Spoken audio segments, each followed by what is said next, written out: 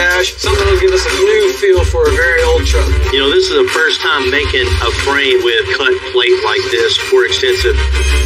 It's only been a few months since we finished phase 1 on Ronald's 71 Suburban. What brings you back? I need some more work done to it. We can definitely wake this thing up. I've discovered a huge no-no. You know, it's not only wrong, it's dangerous. I'm always up for making things go fast.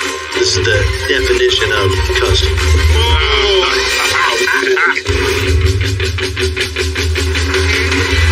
I'm Bill Carlton. I built my first truck when I was 16. And ever since, me and my guys have been out here creating with our hands. Building the biggest, lowest, baddest custom trucks and cars in the game. People don't come here for what they need.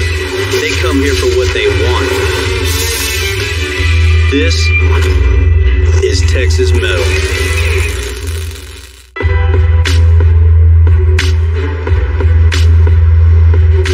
I got a customer, Jose. He's got to have a 68. Jose been to a few places looking at a couple projects. None of them really worked out, but hopefully today we'll have a little more luck.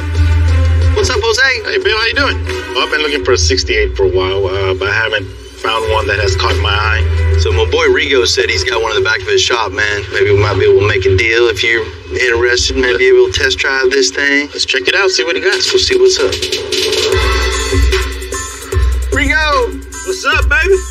Rigo's a welder who helps us out from time to time. He's got a 68 Chevy in the back that he's used a few parts off of that'll be right up our alley. It's in the bag, man. I hope it can work out a deal. How's the body look? Body's straight? It looks good, man.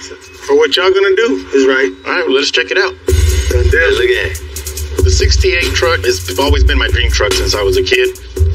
Growing up and going to car shows, it's the one that always stood out for me. Here we go. There it is. Well, Bill, it is a 68 cab. I was thinking we were going to buy a whole truck. Yeah. You know, Rigo told me he had a truck. Rigo's got parts. You got a ignition key. You got the keys. I know Bill's a master at this, but guess we got to keep looking. Well, man, you know, all the ones we looked at, they look good till you get up to them and really start looking, and then you find all the little hidden problems. Right. The advantage to something like this is you see all the problems. There's nothing hidden here. Right. You know, so getting a vehicle, well, parts like this is kind of a head start. This actually save a few hours of teardown time. I see what you're saying, you know, maybe it saves some time, but, you know, is it really feasible for us to buy a truck in pieces like we have it now?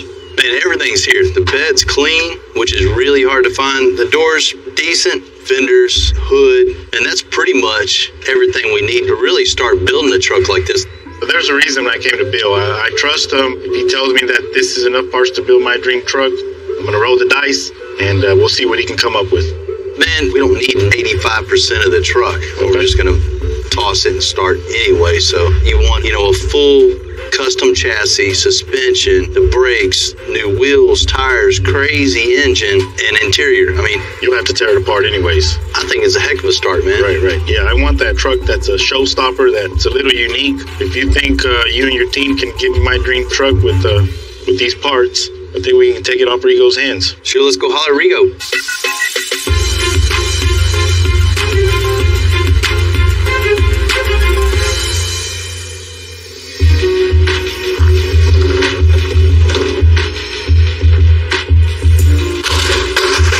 I kind of like the fact there's not too many in 1968s anymore. There's only so many made. If you find a 1968, it's either way built out, way pricey, or it's just way too far gone. There's very few are in between. This 68 is in a lot of pieces. Most shops that see a project like this and just keep walking by. And this one would have just continued to rust and just fall apart, cease to exist in so many years. But with the skill we have here, the tools we have here, the manpower we have, the knowledge we have, we're going to create something really cool. Man, I wonder when the truck's getting here. Got some parts for us? This is it. Man, one of these days they're just gonna come with the steering wheel and expect us to build something. I hope there's some more parts in the van. We got everything we need right here. We don't need the frame. We don't need the interior. We don't need all that stuff a truck usually comes with. It's a head start, Tyson. Thanks, boss. Look, you can see inside of the cab. All the problems are exposed right now. We know exactly what we need to do, and we're good. It's a great start. Definitely know what we don't have to. To really set this thing apart from all the other ones on the road, we're going to start with a huge motor in this thing. You know, about 900 horsepower is what I want. A full custom chassis front to back because Jose wants to put it all the way on the ground with these huge wheels, 26 by 16s in the back. Fabricated rear end, smooth bed, everything, all the sheet metal contoured and painted all body color. You know, as far as the firewall, we're going to cut all that completely out and make a new one. Some with some bead roll panels in, something that looks really cool. It's nothing for you guys. You got this, Tim. You have a plan for the interior? We're going to let John just roll with it and go crazy. As far as the dash, that thing has to be cut completely out. I can't stand these dashes that are in these trucks. We're going to build every piece and put a ton of stereo in it. Want it really loud also. As for the doors... Got doors? Yes, we got doors. You know, that's a huge head start too. To have flush mount glass put in this thing, it's going to be totally custom. Step ahead right there. It's easy. Hope I didn't jinx myself on it. Come on, man. Let's get this thing off here. Let's do it. You know, the good thing about getting a truck in this shape, we don't have to spend a lot of time tearing it down.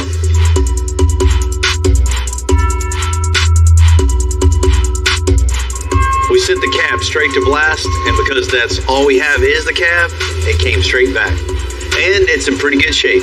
But we're not done tearing it down, because now John's going to make room for a custom dash. So we're going to do something in this truck that's going to give us a nice new feel for something that's been done over and over and over. You know, you can only beat a dead horse so long until you just throw it away and buy a new horse. So, new horse.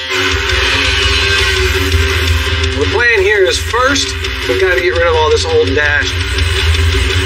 We'll be cutting from door to door, all the way across the top, unbolt it, and just throw this whole thing away.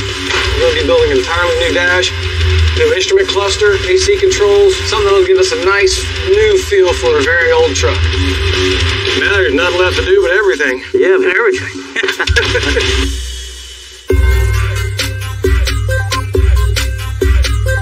I'm starting to work on the 68 Chevy frame. Jose wanted something just totally different. He's like, hey, just make me something that's unique. So with a truck that's super low to the ground with air suspension, it's pretty common to see frame rails coming up, protruding through the bed floor and going over the axle. Well, in this case, I want to show off the axle itself as the beauty of the suspension. So you look down into the bed and you see just custom axle with suspension going underneath of it and not really seeing a traditional frame. So I think that's what's going to be the cool aspect of this whole build. Most of the link bar setups that we do is just a 2x2 box tubing with a block on it and they bolt to the axle. Well, this is going to be, just as different. This chipboard is going to represent our link bar. So it's going to bolt to the frame and come back and grab and just hold the rear end. We're going to burn 4 plates at a 1/4-inch plate and then come all the way back to the back side of the frame and then box it all in. Just to save a little time and effort, I'm going to have 2x4 box tubing to here, and then I'm going to graft it to what we're going to build. There. The next step is just transferring everything that's on the table onto my piece of paper so Jesse can burn it out, figured out. Got my saddles figured out. I got my frame rails figured out. Off to Jesse. The plasma table about 12 years ago, and almost every car that's came through here since, we made a part or parts with it. But like all good tools, especially ones you use every day, they wear down. So we ordered a brand new, way better table. But I got one more job for this one. Need your help. All right, I want you to burn these link bars out for me. 4 of these 1/4-inch material, 4 of these 1/4. And the same with the frame rails. All right. This is probably going to be our last job on the old burn table. We got that brand new one coming in, so let's put the whole one to work one last time. All right. Okay, so what I'm doing now is all the measurements that I got off the cardboard that Bill gave me, I have to put on here. We're gonna cut 4 pieces of each, which will make it 8 total. All right, so this is gonna be the last time this machine is gonna be used. Old Betsy here, this is it for her.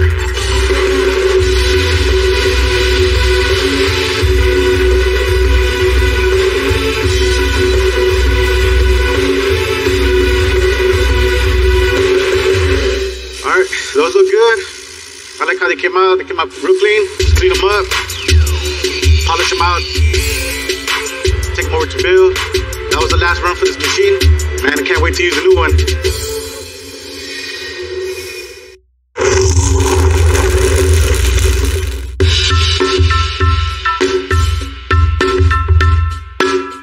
You know, there's a good reason why 68 C10s are so popular. With that classic body style, there's a lot of room for customization. For me, the difference between an average C10 and an over-the-top C10 is most definitely the details, like a John Burgess one-off handmade dash. This is essentially the foundation for the dash. Everything's going to attach to this and be built from this structure out. So I want to make sure that this piece lines up and gets in here exactly where we want it, nice and smooth and even. Because if not, we're going to see it in the end. And with this being the dashboard, you're going to be sitting here staring at it all day, every day as you're driving this truck. So you'll see what's wrong with it. So we want to make sure we take the time to get everything just right. We'll get it secured in place and get ready for bronze pieces. Got a delivery! Just in time. Ooh, hot off the They're press. hot. Don't touch it. Well, I just getting everything marked out here where they're all going to go. I'll mark them. You want to cut them and we'll get them glued? I'll cut them. Got jigsaw ready to go. Ready to go. Let's do it.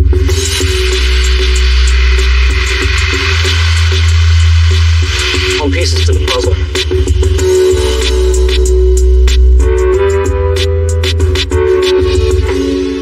Perfect.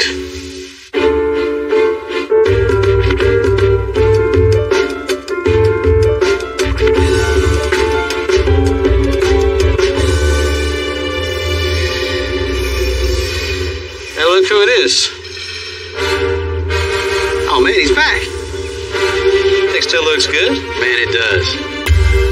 It's only been a few months since we finished phase 1 on Ronald's 71 Suburban. It came in pretty dated, but it left with a huge custom lift, big wheels and tires, and a completely custom interior, dash, headliner, seats, and audio. You know, after he saw it, I can tell Ronald got bit by the customization bug. And sure enough, he's already back. What's going on, Bill? What's happening? How you doing, buddy? Man, how you doing? Tim?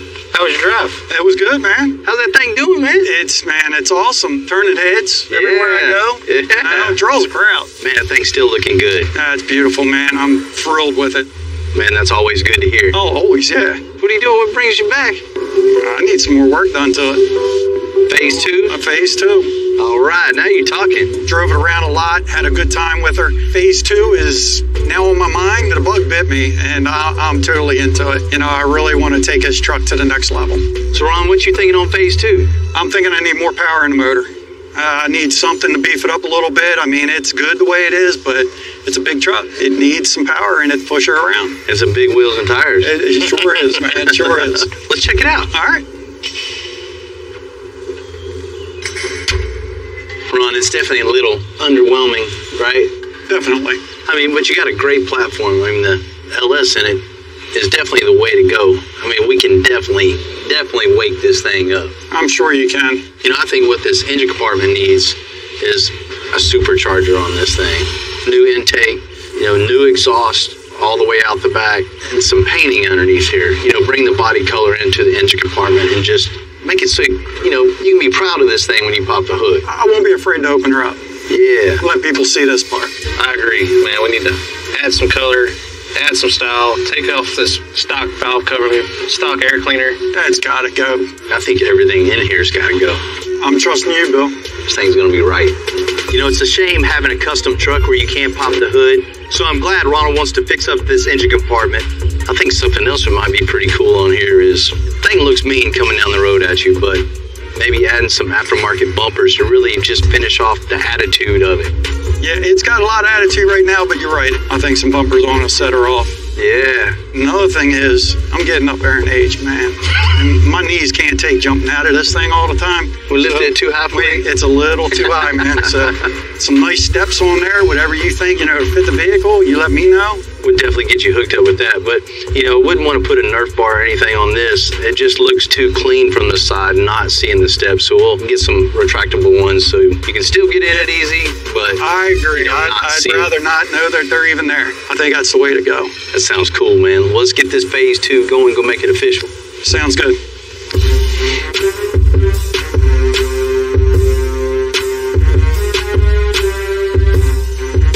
A customer always tell you, hey, I'm going to come back, I'm going to do this, I'm going to do that. Well, when they actually come back, they come into the parking lot, you see them back, you know we're doing a good job. We're doing what we're supposed to do. It's time for phase 2.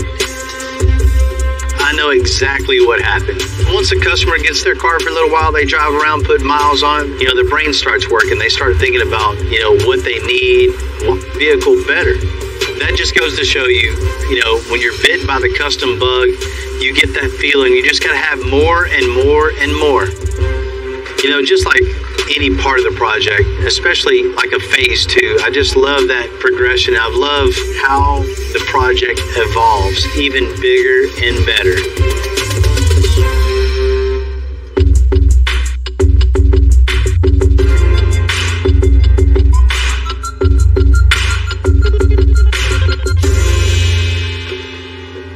What's going on, buddy?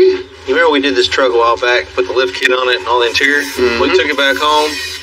He wanted to just drive it for a while, and now he's saying he doesn't have enough power. So now we're going to put a Pro Charger in here. Then we're going to put a front runner kit on the front, so that'll dress up all the motor. Probably put some headers on this thing, let the air flow out of the motor a little better. He wants to just clean up the engine bay, just make it look where if he pops the hood, it's presentable. I mean, it's decent, but I'm sure he wants it a whole lot better, right? Yeah, he wants to add some bumpers because, the truck's lifted now and in your face, you just kind of see the stock bumpers. So we're going to add something like a steel bumper on front and rear. Some nice aggressive bumpers on it. Definitely wake this thing up. And when building these trucks, it's never done. It could be phase 10. You're still going to add something. Yep, I'm still not done. In order to get more access to the engine compartment, I've asked Edgar and the guys to pull the front end off. The Fab guys are gonna put a supercharger on this thing. So what I need to do, I need to take off pretty much the whole front end of this vehicle so they can have space to work on it and do what they have to do. I put tape lines all over the front end. So when everything is off, put it back together, it should be the same way.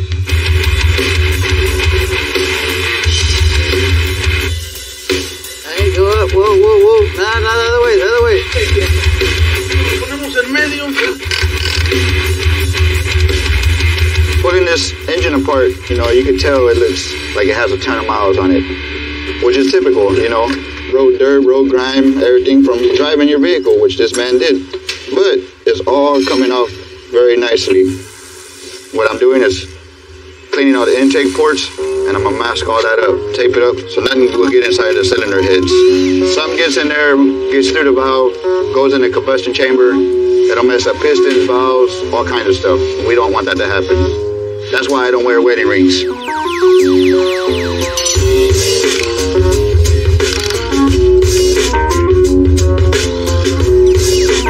Oh no. There's a big notch in this frame, which somebody made in order for the exhaust to clear. It shouldn't have been this big. When you got a notch frame like this, you got to go back and put some kind of reinforcement back in there because you just took out a lot of string. And driving around with notches like this is really dangerous. So we got to build it back up the right way.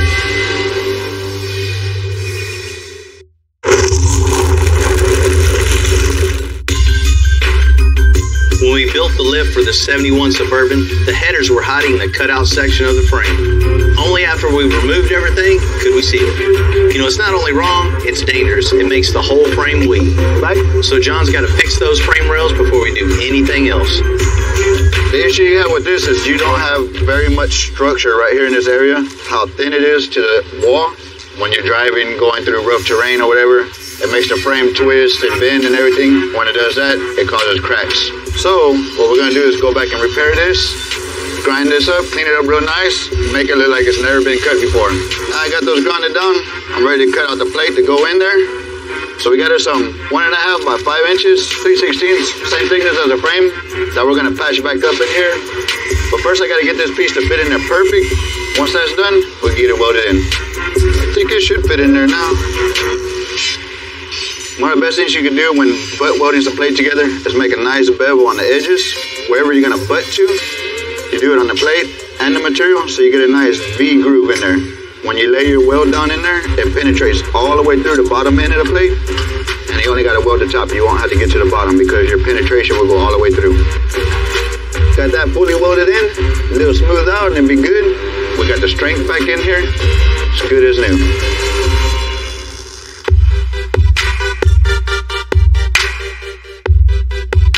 Jesse finished making the plates for the custom frame on the 68 chassis. So now all we got to do is box those plates in. You know, this is the first time making a frame with cut plate like this for extensive. We never just really had the time to take the time to make a custom chassis like this because it is a ton of work. Jesse did a real good job of cutting out this 1/4-inch plate in the shape of a frame. So the next step we're going to do is wrap some 2-inch flat bar all the way around the shape of the plate, and we're going to box it in, weld it, grind it, and it's going to look like it's a bought piece. So what we'll do is just bend this by hand. You see we've got a flat spot here, so it needs to be a little bent, a little more right here. So bend it a little more right there.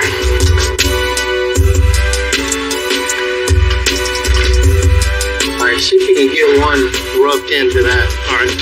You see just the layout, the drawing, the cutting, the shaping, the welding, and even the grinding. It takes 10 times more than just a regular chassis. Just a little bit. Just a little bit, move it down a little bit. So we're putting a lot of extra time into making Jose something really, really cool, really sculpted, and really special. So as you heard Bill say, this is a first for extensive. I'm new to the shop, so this is a first for me also. Kind of got thrown in the mix, but it's the only way you're going to learn. It's cool to be able to be working here and be working on something that's never been done here also. You know, we got a lot of tools around here to do all kind of different metal shaping, but, you know, sometimes it's just way more efficient just to grab the metal and just start manipulating it by hand. And, you know, that's the true definition of working with your hands and being handcrafted.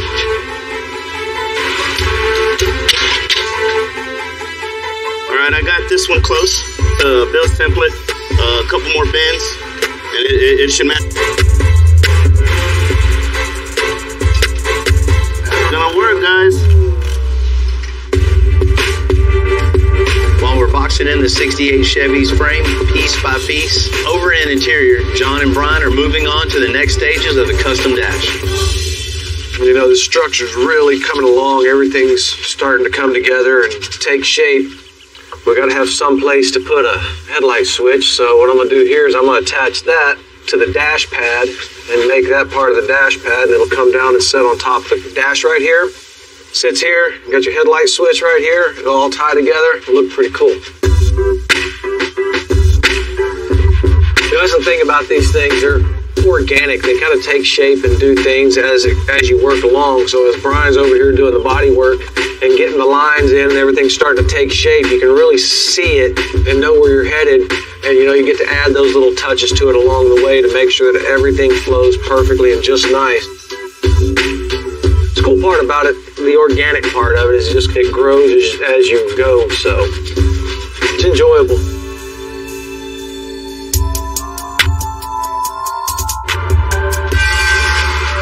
Look what I got.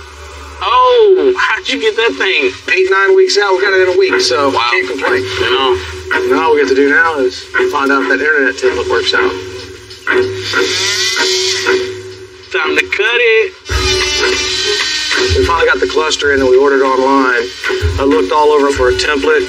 They didn't offer one to print out. Cheated a little bit. I blew the screen up and took a measurement until it all fit, traced it out, and transferred it. So now is the moment of truth. Let's see if this thing is actually going to fit or not.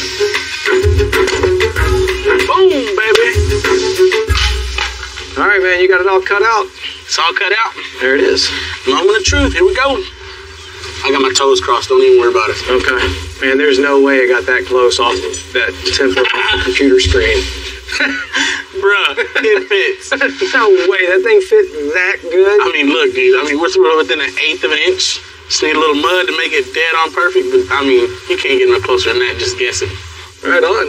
Cool. Sweet. Well, I'll let B's Mud Palace go to town. Time to mud it up.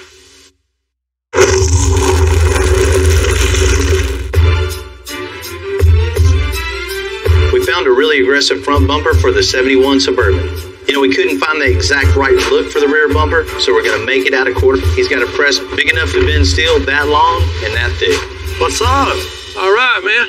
Your dad said you had a project going on for me? Yes, sir. We got a bumper here? Yeah. Made out of 1/4 inch? 1/4 inch by 75 inches. It's going to be some heavy-duty bumper here. Yes, sir. All right, we'll get it done. You can come with me. All right, let's do it. All right.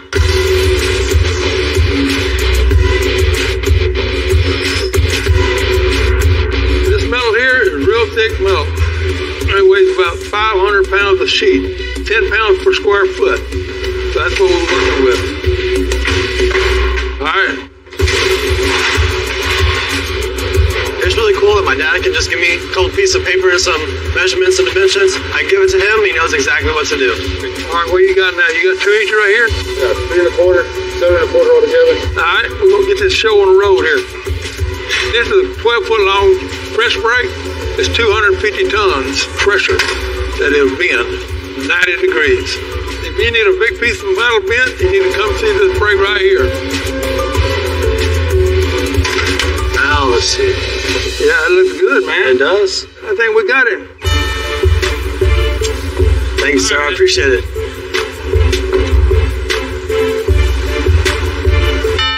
With the Suburban's frame fixed, Edgar's color matched the firewall and the engine. Now it's time for Matt to wake up that LS. Perfect. Now that we got our motor back in it, get our Pro Charger on it. It's a belt-driven blower. It's going to force air into the motor. With more airflow plus more fuel, you're going to get a lot more power. So motors have always been my thing. They've always come kind of easy to me. I'm always up for making things go faster. This plate allows us to mount the blower to the factory pulley assembly. And now we can go ahead and install our head unit, which will attach right to the bracket off to the side here. This is just the idler pulley here. So the motor's power will spin the crankshaft and the belt through all the idler pulleys to the blower pulleys to create all the airflow that'll come out of here. All right, so now we're going to put our sheet metal intake on. So this intake allows for better airflow. The way the runners are built, it's designed for the air to travel smoother into the motor with less restriction. So not everything has to do with performance in the custom world. Sometimes you just want to spend that money to get your engine to look good. Part of the reason we're changing these valve covers. Factory, all the coils sit on the LS valve covers, and these ones come with no provisions for coil packs, and we're going to hide them just for the overall appearance. It's going to be a lot better looking. Next step, we're going to put our throttle body on. It controls the airflow into the motor. When you mash it to the floor, it pulls it open and allows all the air that this Pro Charger is going to create to push right in there. We got that put on. We can put our AC compressor on, and then we'll move on to putting the main drive valve for the blower on. Okay, so we're going to install a set of shorty stainless headers. These do help with performance, but they also can make it look badass. Like it?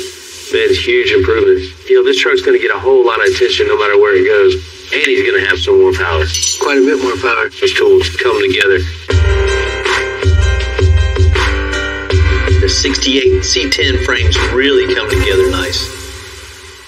So we got our pieces we cut on the table, our 1/4 inch plate. It's going to be the sides of our new frame rail. We got our flat bar that we shaped to match the contour of the pieces that we cut. So we're going to put them together, weld them all up, grind them down, nice clean lines, and all totally custom.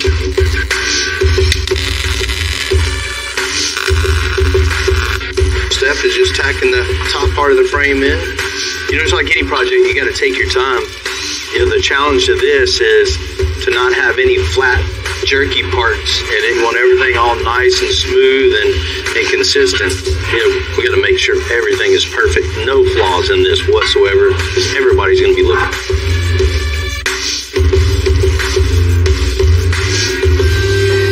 Thank you. After a whole lot of cutting, welding, grinding, hand bending, we're at the point we finally start to put pieces together, and it's finally going to start looking like a frame. Man, this thing looks cool. Man, it's getting there, huh? I haven't seen one of these before, or one like this. Yeah, we've never made one like this. I've never even seen a frame that goes under the frame, comes back and just curves around everything. This is the definition of custom. Here, help me hold this. He can clamp this. This one's going to finish up on the back quarter of the frame.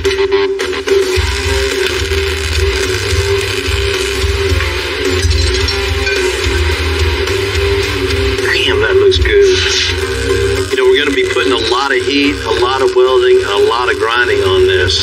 So I want to maintain this being level, straight, to worry about it moving. But if it does move, I can see it coming off the ground and how to correct it as we're building it.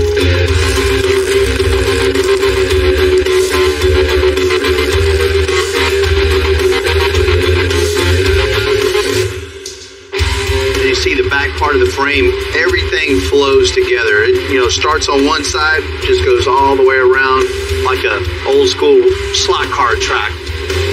Once this is all capped in, that'll finalize the rear part of the frame.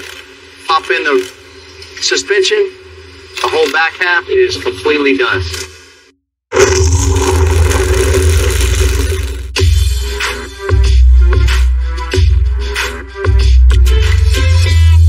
Good morning. Good morning. How y'all doing? It's going. Give me some good news on the engine transmission for the 68. The motor and trans that the customer ordered is not ready yet, and we don't know what it is or when it's going to be here. That always complicates things, right? Yeah, he can't get a hold of his transmission guy, so we don't know when it's coming, specs, we don't know anything about it. So we can't mock anything up or anything? Nothing at all. And our lift space is hot commodity. We're super busy right now, so we can't afford to everything, and then it's still not here. And then the truck's stuck on the lift. So what I think I'll do is just pause the whole thing. I'm disappointed for sure, but I've been in the game long enough to know every build has its own path. Sometimes you hit a bump, but I guarantee when we get our parts, we'll get back at it. And then Jose's gonna get his 68 Chevy of his dreams, and then some. Let's have everything all lined up. That way we can pump it out. Yeah, sounds good. Next time I come in, give me some good news. A try. See ya. Come on, Cleve.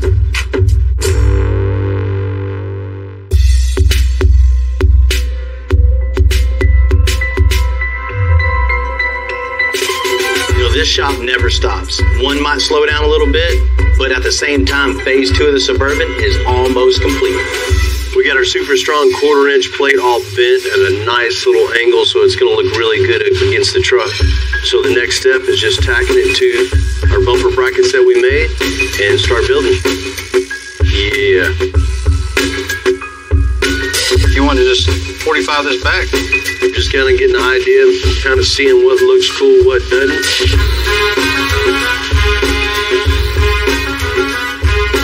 It might add not. It just depends on how it starts looking, how it starts taking shape.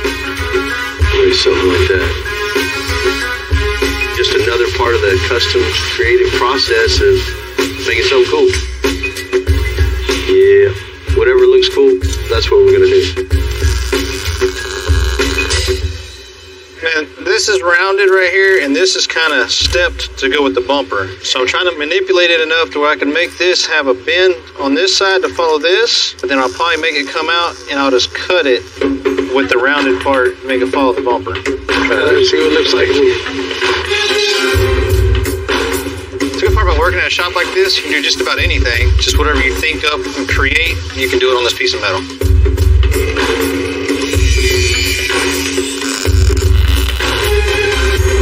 Alright, now we have all the pieces made. They're all tacked in place. We have the shape to take out that big area we had right there on the body. Kind of makes it flow with the truck now. And then we can pull the whole bumper off, weld it out, and put it back on. Next thing we gotta do is make a license plate box. It's gonna serve two purposes. It's gonna hold the license plate, and if he ever tows, take the license plate off of it, and his receiver hitch is right here behind it.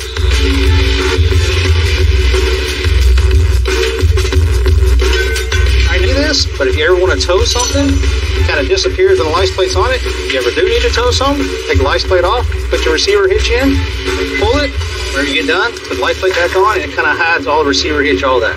Now, cut the excess off, then I'll put it back up and weld it on finally.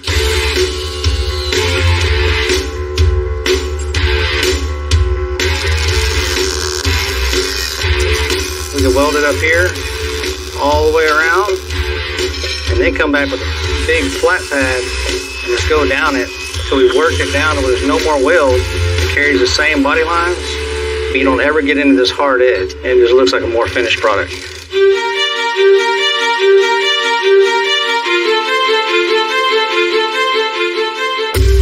Now that the metal work is done, the bumpers can get powder coated and then off to body and paint. Matt's all done waking up this LS with a Pro Charger.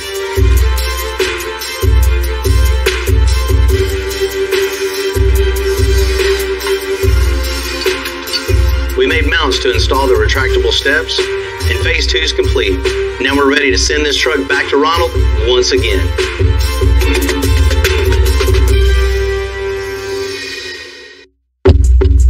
Than what it is now. We started off with a little shack, maybe like one wall full of parts. I was just answering phones, most basic stuff ever. And then as it grew and we started selling more parts, more phone calls, more customers, more builds, more appointments.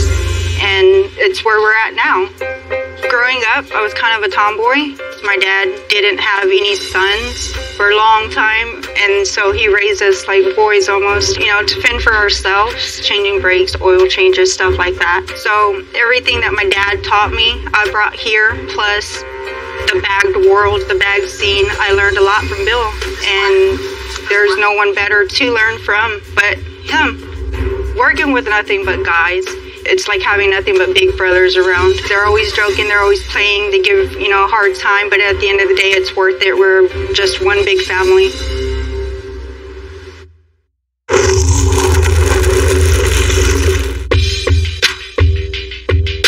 Real deal, Bill. What's up, Bill? What y'all doing?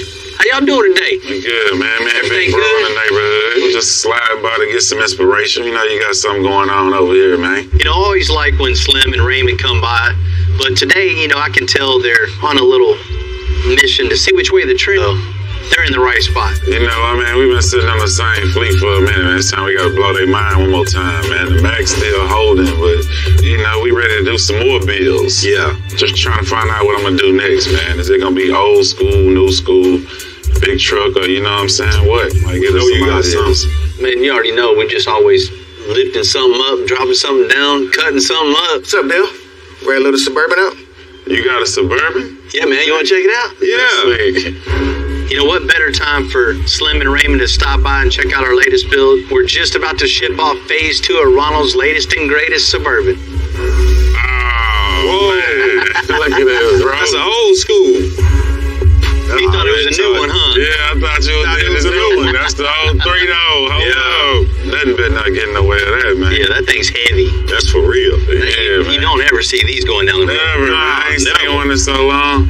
I ain't never think about the old school bourbon. You would think outside the box and do something like this, huh? It's crazy. Well, we're just finishing phase 2 of the build. What we did in phase 1, put it on the lift, ripped out all the old suspension. You see, man, that's nice 4 links front and rear with air, so it's fully adjustable too. I don't know why I go up and down too, bro. Oh yeah, man. That's nice. Come on. Put some nice wheels, nice tires, and just to give it that mean look. That's sick, man. That's nice. Full interior redo. Yeah, that's crazy. I love this here, man. This look like a Slum Thug car. Give us something new. It'll take Bill to make you want an old school 3-door bourbon, man. I like the wheels on there. You see them wheels? Man, I love it, man. I love it, bro. We took off with it, and sure enough, came right back with it. He got bit by the bug and just, had to have more. So phase 2 was getting it back in the shop. We just molded in some cool bumpers for it just to finish off that mean, aggressive look. Weld it all up, grind it all down, paint it, color match it, and we just fully built the back one. Just all out of 1/4-inch material too, so you had to worry about backing into something. Nah, the bumpers look good. Oh man, they look crazy. You know, once we got the bumpers right, you know, we had to make it a little easier to get in and out of it for him too, because everybody ain't tired of Slim Thug. Yeah, you know, we had to hook him up and do a little something special for him. Okay, let's see what you check it out. See what's going on over here. Right? Look at that. Still like on a new Bourbons. Right? Yeah, man. Looks right. And it was here too. Yeah, it's all tucked up. You don't even see it. So that's dope, man. His last problem was the car looks so good on the outside, looks good underneath, looks good inside. Okay. But man, everywhere you go, people ask, "Hey, what's under the hood?" You'd be like, "Oh, nothing." You know, He couldn't really show it off, so we hooked him up there. Let's see what you got going under the hood. Come on, man. Whoa! Come on, man. Look at him, man. You see that there, man? What you trying to do? Race it or what? Yeah. What you doing? Oh man, that's what expecting that now, right? You know, so what we did, just a straight pull out, LS out of a truck. It wasn't anything to show off. That's a pro charger? They trying to race it and they put a pro charge on the Bourbon. You know, smooth all the core support, smooth the firewall, and finish it off with pro charge. Give him some power too. Yeah. He's got a complete package now. It looks good, man. Right? Real good. Well, Bill, you know we came through here for a little inspiration. I'm damn sure inspired, man. So yeah, me and my brother, we gotta find us an old school. Gotta find us one. Man, let me know what y'all figure out. You know, sir. You know where we're at. You know we're gonna let you know real deal. Yes, sir. Slim, I can't, because you know we're ready. And Ronald, the truck's on its way to you. When you get tired of everything that we've done now, bring it on back. I want to see you actually sit in the car, see how much room we got to work with. Once you get in, it's kind of okay. This should change the whole look of that car. We're going to be putting LS in this thing. Is this possible? I'm not sure yet. 2020 Denali 2500. This big truck isn't big enough. I have free reign to do whatever we want to do. Whatever you want. And it's going to be a surprise to this guy's wife. I'll let my wife hear this. Man, that's awesome. That is so cool. I'm Bill Carlton. I built my first truck when I was 16. And ever since, me and my guys have been out here creating with our hands. Building the biggest, lowest, baddest custom trucks and cars in the game. People don't come here for what they need. They come here for what they want. This is Texas Metal.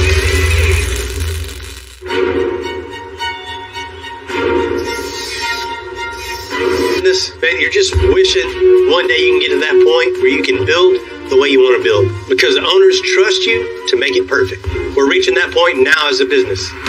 You know, that comes with a whole lot of pressure to get it right. Case in point, John Cena's 69 MGC. Here's a massive celebrity giving me free reign to make it cool.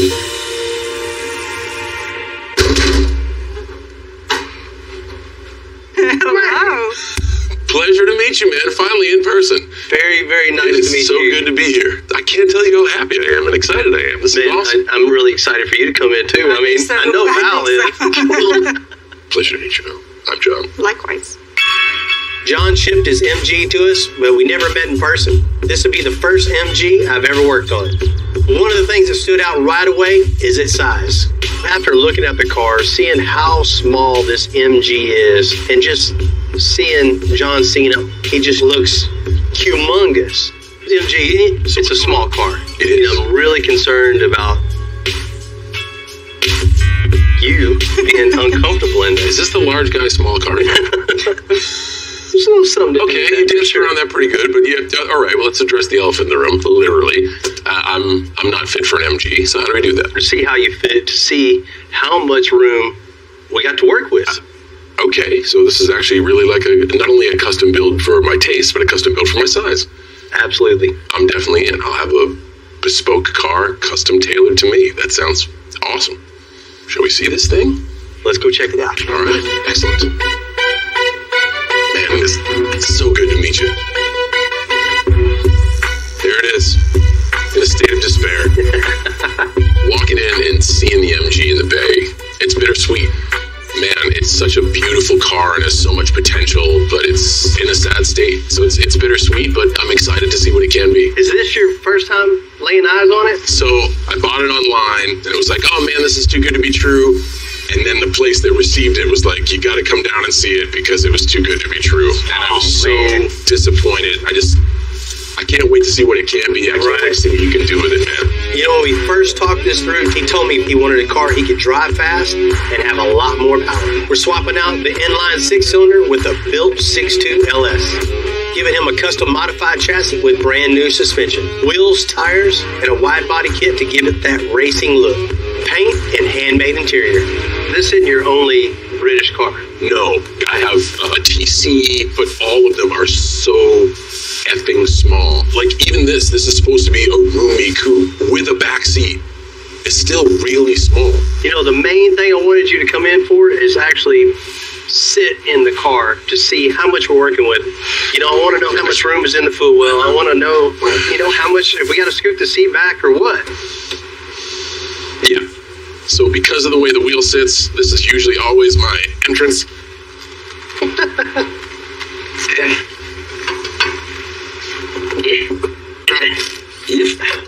All right. Once you get in, it's kind of okay.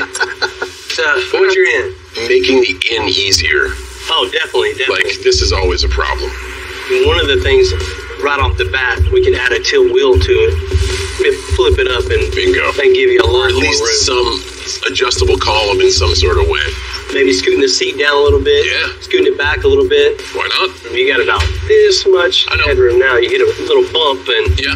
The saggy headliner doesn't help at all. Scooting the firewall back is not an option. We got to move the seat back. Let John get his big-ass legs in there. I think his legs are bigger than my chest. What do you think about maybe even a six-pack? I think we're sharing a brain here. I'm literally already one hand on the gear stick, so I would love a clutch and a manual shift. In the transmission tunnel, if it had to come out an inch to add a pedal, are you cool with that? I am. All right. I am. I have to do it. I never want to tell an artist how to paint, but I need you to keep this. I know this car is going to look so different when it's done, but this is like undeniably MG, and whatever you put in for a shifter, this has to be the top of the gear knob. You got it. I got my heart set on so much of this, but you're the artist, and I'm going to let you do your thing, so I will remove myself from your office. Excellent. But you want to go check out the shop? Heck yeah, I do. Let's go. You know, I'm kind of anxious to see the world's take on how extensive does MG. You know, we're totally up for the challenge, and we're definitely going to surprise a lot of people on this one.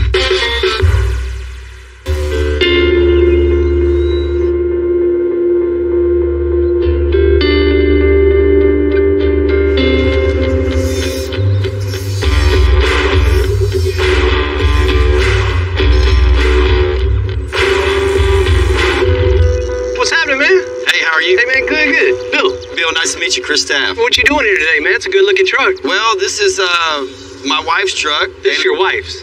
Yeah, man. And that's a cool truck for your wife to be driving around in. No doubt. Man. Daily driver, too. Takes the kids to school, grocery shopping, you know, the routine. I put in lift and wheels and tires for her, and she's not quite satisfied with them. And what? I decided, let's go bigger with it. That's not big enough for her. No, I don't think so.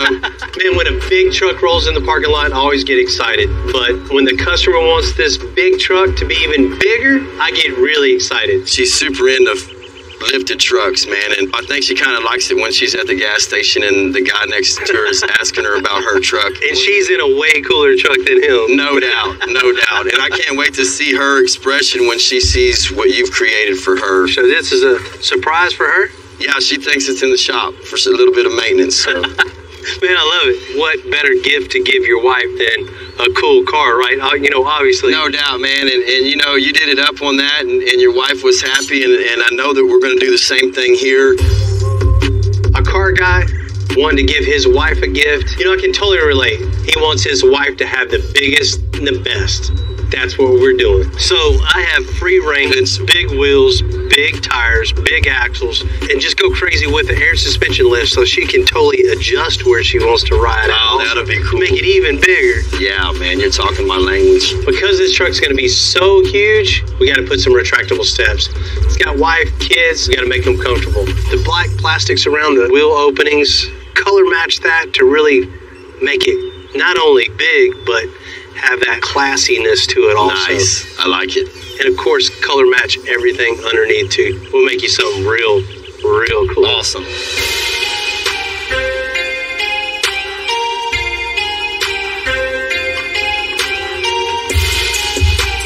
Most people, when they hear there's a lifted truck, we're going to make higher, get it in, change the springs out, add a little lift to it, put a little bit bigger wheel and tire, definitely not going to do that. Anywhere else in the world, this is top of the line. You can't get better than this. 2500 truck, it's already big, it's already lifted, it's huge, but we're in Texas. Dealerships customizing like this here in Texas, so we're going to take this, attack it, and make Chris a totally unique, totally custom truck.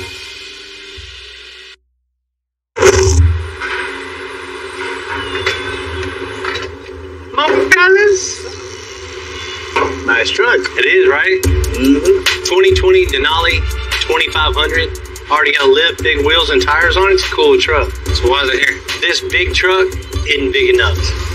He wants it way bigger. And it's going to be a surprise for this guy's wife. Don't let my wife hear this. Can you imagine being the neighbor and the wives talk and all of a sudden it's like, oh, you got her a truck. I got you some flowers. It's going to ruin the whole neighborhood. So you say a lot bigger. It's like, what are you thinking? Put it on the lift and cut everything out. Slick frame rails, front to back. No hangers, no nothing. Independent front suspension. Doesn't look as impressive as a straight axle in the front. So we're going to put a straight axle, front and rear, matching axles with air suspension on it too. Give her that adjustability, that good ride, our signature 2 bends all throughout. Big wheels, big tires, at least 42s on it. And just that big, mean, massive look. How tall is she? Well, I don't know. She might need a ladder, but, you know, getting rid of the old Nerf bars, paint the frame, color match all the black plastics and everything, and a ton of underlight. The poor guys, they're going to put now, they're going to feel bad after this one.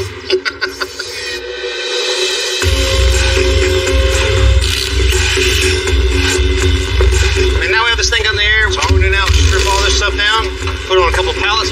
It already has a lift kit on it, so we'll put this lift kit back on the pallet, give it back to the owner. If he wants to sell it, give it to somebody else or whatever, that's up to him. That's all I needed. We got the drive shaft removed. Now to remove the shocks. When I get it done with all that, I'm going to disconnect the U-bolts and this whole rear end to drop down with the wheels on it so we can roll it out of here. As far as geometry, we're not going to use none of this stuff. The hangers, the bump stops, we want a completely clean slate. So we're going to come through, torch all that off, grind it back down, and from here to here it'll be completely fresh. It'll allow us to put our pipes wherever we want, however we want to build it, we can build it.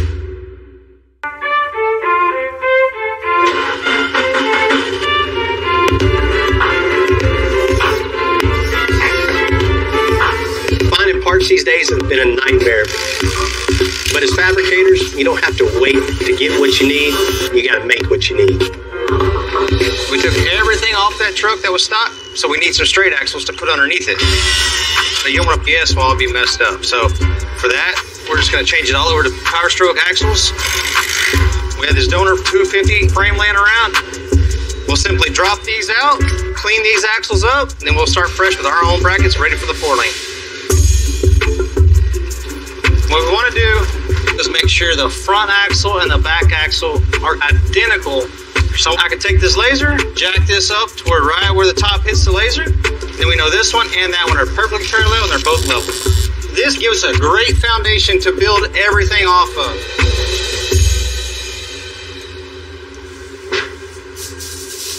We got our axles in place, got the truck where it needs to be. Next thing is making the drop down itself. We're going to make a plate that'll bolt to the frame, tie everything together, and we'll have a spot to make our 4-link bolt to the truck.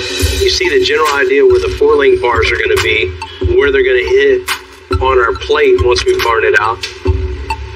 From the bottom of the frame. So the only thing I need to really establish now is just a kind of a flowing design. You know, I do this with the chipboard so you can kind of see exactly what the finished part is going to look like.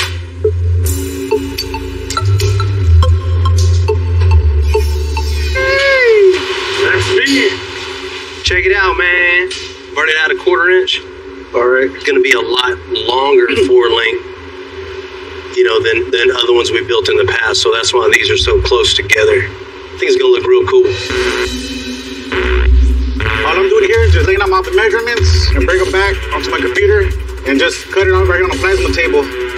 I will be cutting 2 of them. They're both going to be for the outside. Then I'm going to do another 2 for the inside. This will perfectly match the template. So now that I know it's perfect, I'm going to cut out 1 more. Punch my hose off the template. Clean it up and then take it over to the guys after their shop.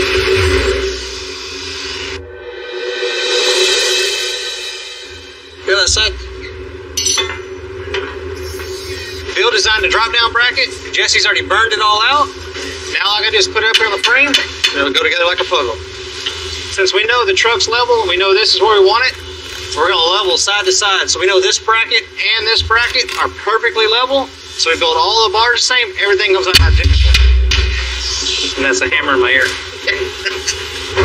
So now, just so we know it won't move at all, we're just going to put a tack on each end. Then we'll go through. It's for the suspension. We don't want any wiggle room. What I'm going to do now is drill all the holes on the outside, bolt it 100% tight. I'll drill all the holes from the bottom, and I'll bolt them 100% tight before we tack anything. And then when everything is super tight, then we'll weld this so we know it stays exactly how it should.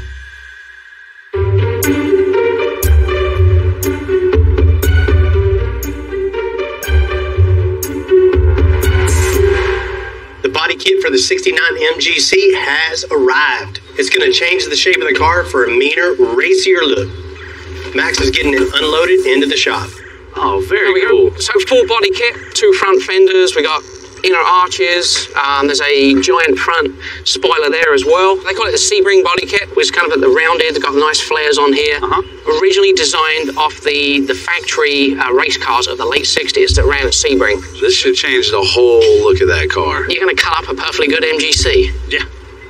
Yeah. Wow. I know there's not a lot of them. I mean, maybe... About 9,000, mate. 9,000. We'll leave 8,999 to the purists, and we'll make this one a 101.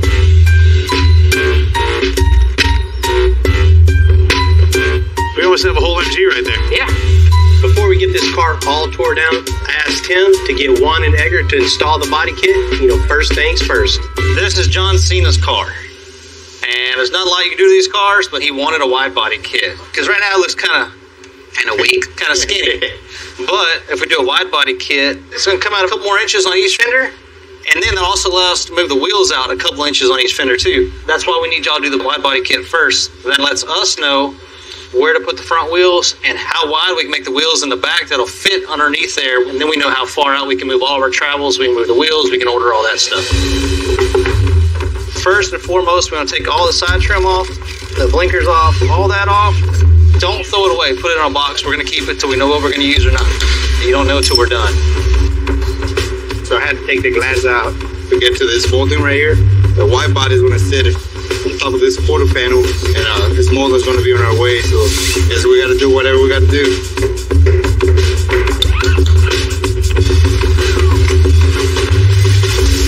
Now that we have everything apart, it's time to put our first piece of the white body kit. See how it fits.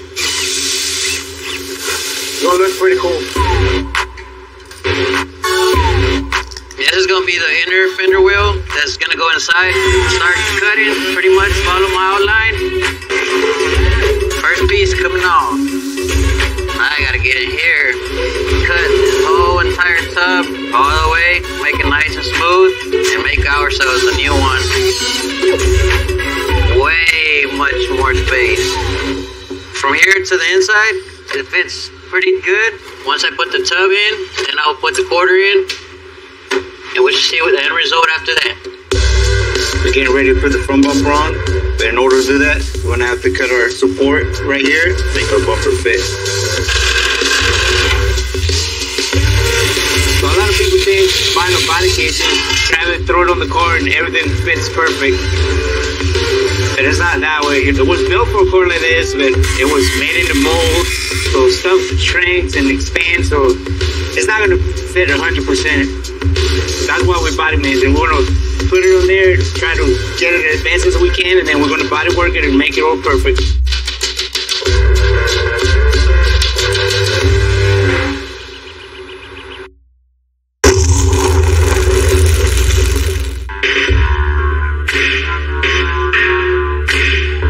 So we're finished installing the body kit and all the body work. Jamie's tearing out the old inline 6. There's a lot going on in this little engine bay. Even back in the 60s, British cars were notorious for squeezing a lot of technology in small spaces. But all that's got to go to make room for that new built LS. Well, it's the first time looking underneath this car. There's a lot going on. I'm just taking it in right now. So what I'm seeing so far is everything's really compact. It's such a small little car. We're going to be putting LS in this thing. I mean, is this possible? I'm not sure yet. So I'm going to start by just cutting the exhaust off right here. It's definitely not going to work for what we're doing. There we go.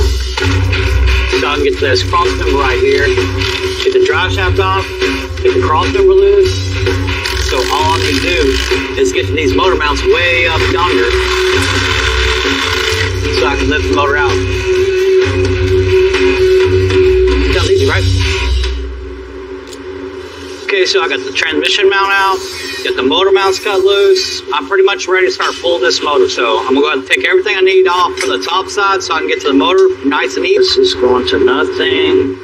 That's hooked up to the linkage. That makes no sense.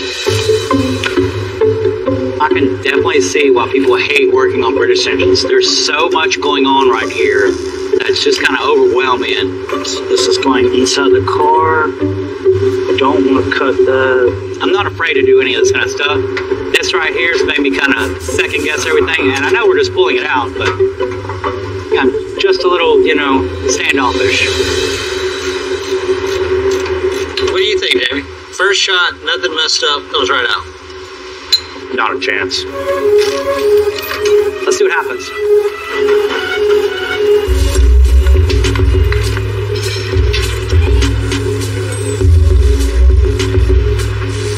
Something's stuck. We're gonna have to pull it out like that. Maybe if I put a ratchet strap around the front of it and tilt it.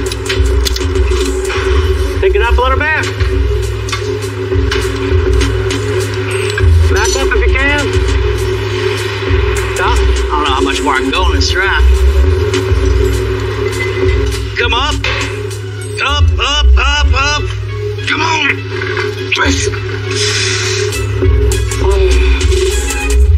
Got it? Yeah. We got it. Cricket want to come out.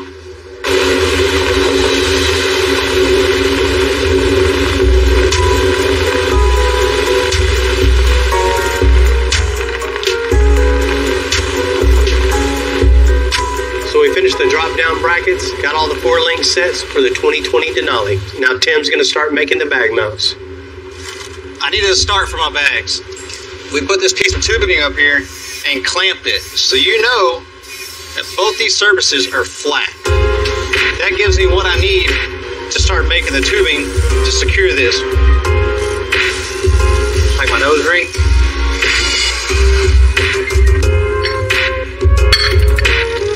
I'll put one up there. I'll mark the bottom where I want it.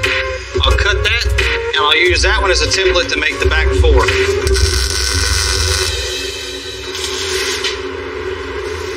How's that look in the front? You twist one way or another? Looks pretty good, I think. Let's see if this one fits. Putting these little vertical uprights may look easy, but trying to get them lined up A little tight. All visual. We want to get all these pipes lined up the same way across side to side. That way everything looks symmetrical. Looks pretty good. Put all the structure in for the lower bag mounts, and now we'll start building the pipes to support this from the frame. You know, it's kind of an extensive signature look. We always take a roll tubing and roll it from the frame to the bag mount, and from the bag mount to the axle.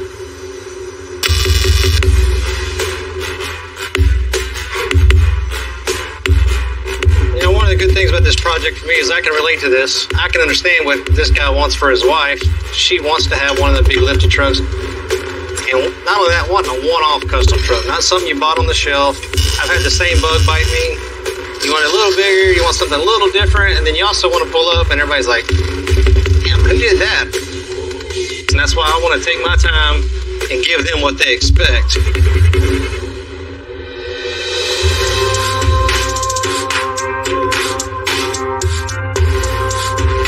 I'm not a fan of the black trim on this Denali, so Juan's going to color match it white to match the rest of the truck.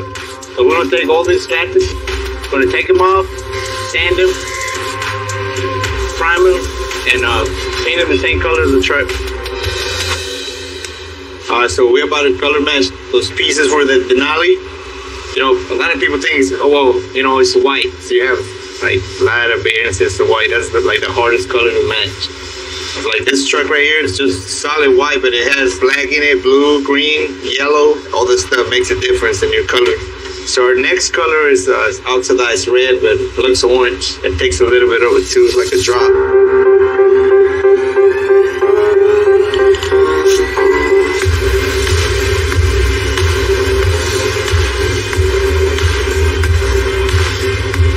Alright, so if I did my job right, once we put these pieces on the car, it should blend right in.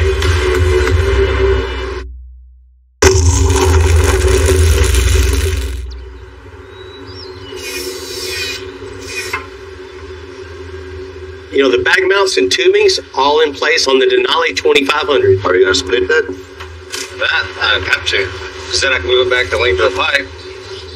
And now I got Tim and John adding all the pipe work to give us some style and that strength. What we're going to get into now, bag mount to bag mount, and they're going to attach in the center.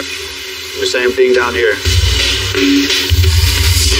And the whole reason for doing that is just to give these bag mounts some support. Since they're so low from the frame, we got to support those to keep them from moving around. We're going to do that same exact thing down here on the axle. We got to keep these bags supported, and off of that, we're going to build our pan hard bar. Thought that would happen. Ain't trimmed that side, should go in.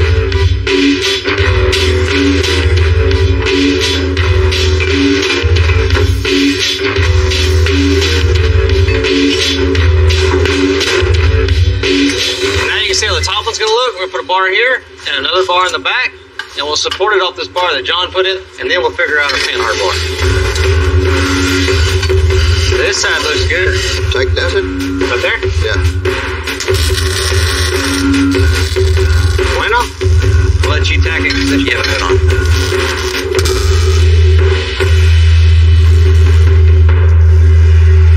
Look good right there. We got these two bars tacked in place, connected to our bag mounts. Now we know for sure there's going to be no left and right movement on these because they're locked into place with this brace.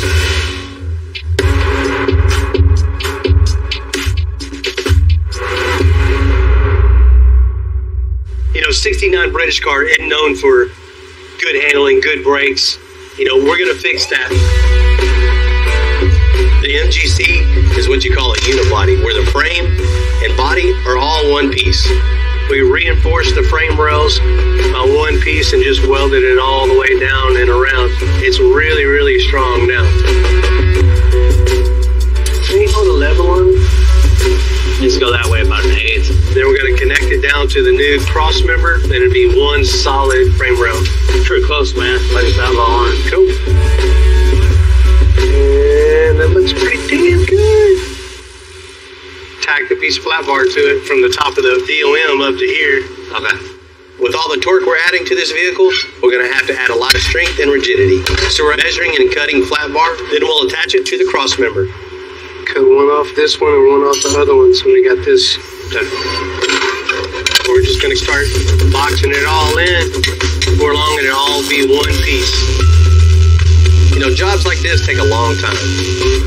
But you got to be precise because all the weight of the car is going to rest on it.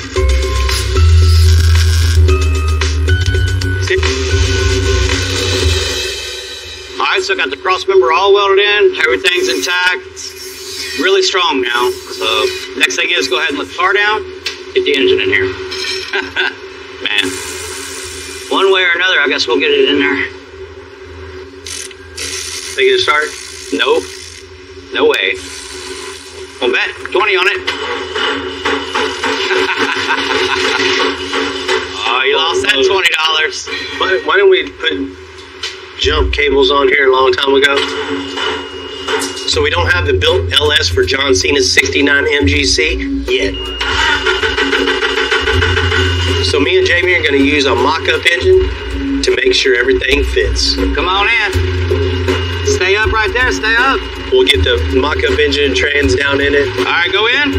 We'll build our motor mounts, build our transmission mount. You know, if it all goes as planned, which it rarely does, don't manhandle it so much. I mean, be easy with it, you know what I mean? When the new power plant gets here, it'll drop right in. Yeah. There it is. All right, that's on it.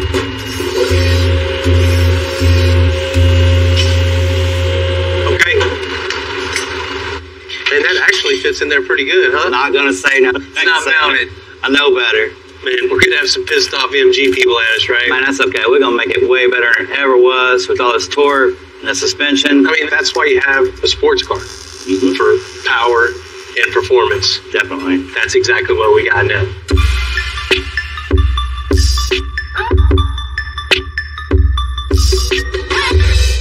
So John Cena came in, him and Bill talked. Bill took some measurements, so now we need to get that seat back a little further. I've got an idea where the seat was already before because they're just right to the floorboard, but I have an issue right here. I don't want it, just drilled to the floorboard, so I'm going to go ahead and section out this piece of the floor, move it back 2 inches, and then go ahead and fill in so it's going to look factory. It's going to look like it should have been that way, and it's going to give John that extra space that he's asking for.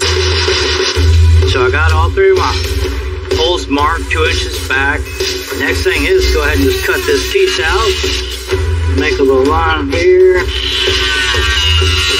Cut it one more time. Start forming my metal to fill in the gap. Moving the seat back a couple inches doesn't seem like much, but with the guy as big as John Cena, every inch counts in this little car. So I get in, back in the car. Alright, so I'm happy with the placement. Looks like it should have been there from factory. So now I'm going to go ahead and put our piece we just made in. Okay, so this is our driver's side. We're going to use this drop as the passenger side. Make some little guide marks right here so I can cut the piece to fit perfectly. When you're welding like this, you don't ever want to overlap, so you want to make sure it's in there nice and tight. So I'm going to try to just kind of deck it down some, just try to refine the shape. It kind of blends it all in. I'm going to go ahead and use a step bit, drill these down. That's going to be our new position for the seat. So this is going to give John a little bit extra room he actually needs.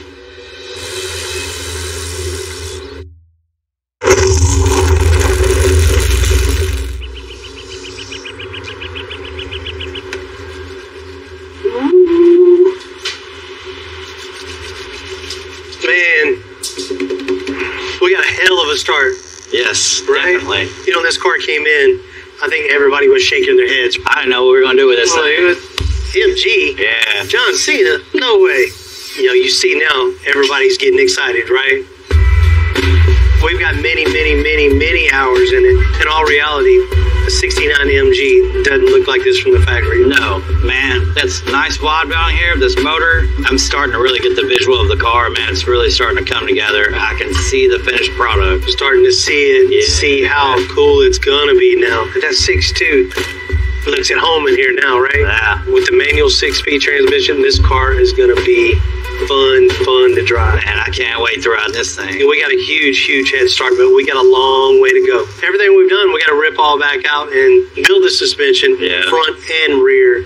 You know, new column, new everything in here. The bad thing about it being a little car is not a lot of space for all this stuff, so it's going to take a little bit of time trying to figure everything out.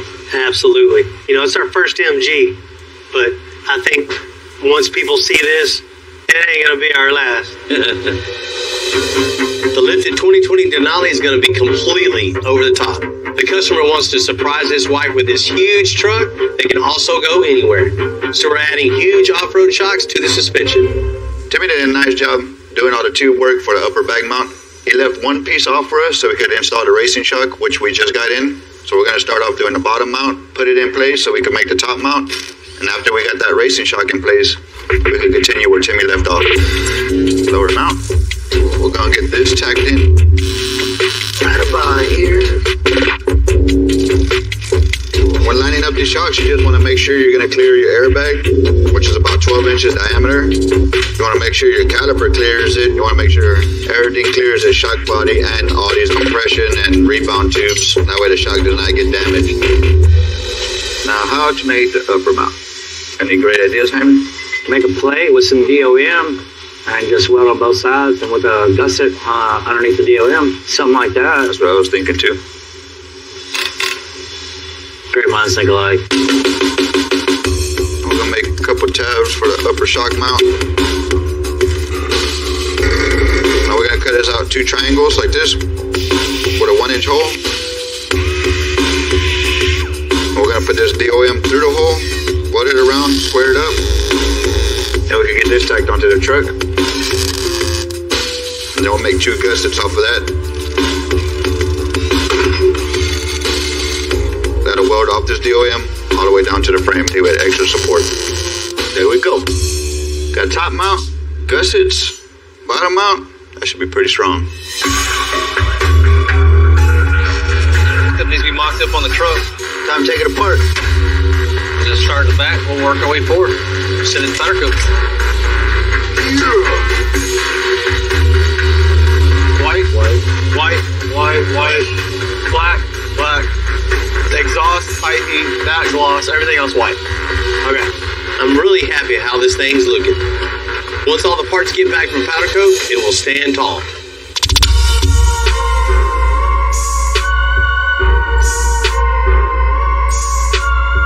We got the frame and suspension back from powder coat. We had it all color matched to the Denali, and it looks great. Everybody ready? So now it's time to put it all back together. I'm going to go forward about 4 inches. You know, that's my favorite part of the build. Everything's coming back together, and you can finally see the final picture of what it's really going to look like. At this stage, it's like a giant puzzle made of steel. Custom 4-link bars, airbags, shocks, new wheels and tires, and bumpers. With a bunch of one-off features, there won't be another truck exactly like this on the road. The clientele we have had through the shop and the names of some of the clientele, you know, Houston icon, like we did Earl Campbell's. Look at that. Wow-wee, man, that is great. Houston legend in the rap scene, you know, Slim Thug, we did his. Oh, sick, bro. John Cena's a huge deal. He could take his car anywhere, but yet he chose to come in here to get his dream MGC built. Do we normally work on British cars? No, I don't think anyone in the shop's ever even ridden an MG, much less worked on one.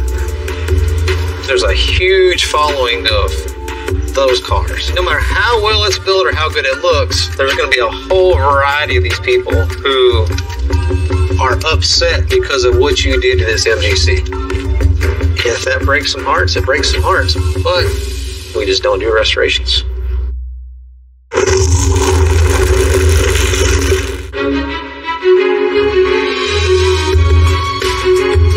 The owner of the 2020 Denali wanted to lift this truck as a really cool gift to give to his wife. What better way to brighten her day than add a ton of light? So one of the final steps in building this truck is we gotta add a bunch of underlighting. So at night you can see this thing glowing anywhere it goes down the road of the truck. Better get going. We gotta pop holes in the fender liners for the wires to come through, and then mount all these to the wheel wells. So the back wheel wells are a little tricky because they're flat, and these lights you really want to curve them down to show the suspension and not show the tires. So we gotta try to figure out how to make that work. But once it's done, it's gonna be killer. The only challenging thing about doing this is with 32 lights, and you have to do one at a time and go front to back, go around the truck twice. It takes a lot of time to connect them one to the other. We're going to turn them on and shoot them with the suspension the best way possible to light it all up. When you see this thing at night, it's going to be a real stunner.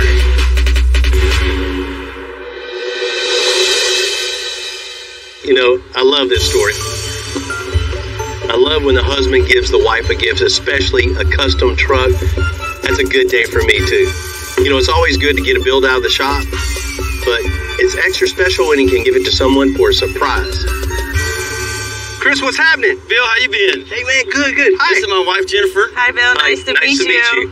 What are we doing out here, meeting in a field? You hadn't told her anything. Nothing. She just thinks the truck's in the shop. Well, it has been in a shop, right? You didn't say what shop, Chris, right? Right. So where is it? Your husband has had your truck at Extensive Metalworks, and we've been doing a few things. It was a big truck, already had a big lift on it, but Chris said, nope, it ain't big enough. It's even bigger? Oh, yeah. Surprise. Surprise. It's something that me and all the guys at the shop are very proud of, and I can't wait for you guys to see it. Who's more excited? Okay. Let's check it out. Let's do it.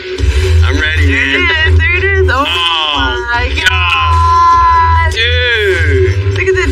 Wow. It's so That's freaking crazy. That didn't even look like the same truck, dude. Wow. I love it. Love it. Wow. Oh my God. Whoa. Man, that's awesome. That is so cool.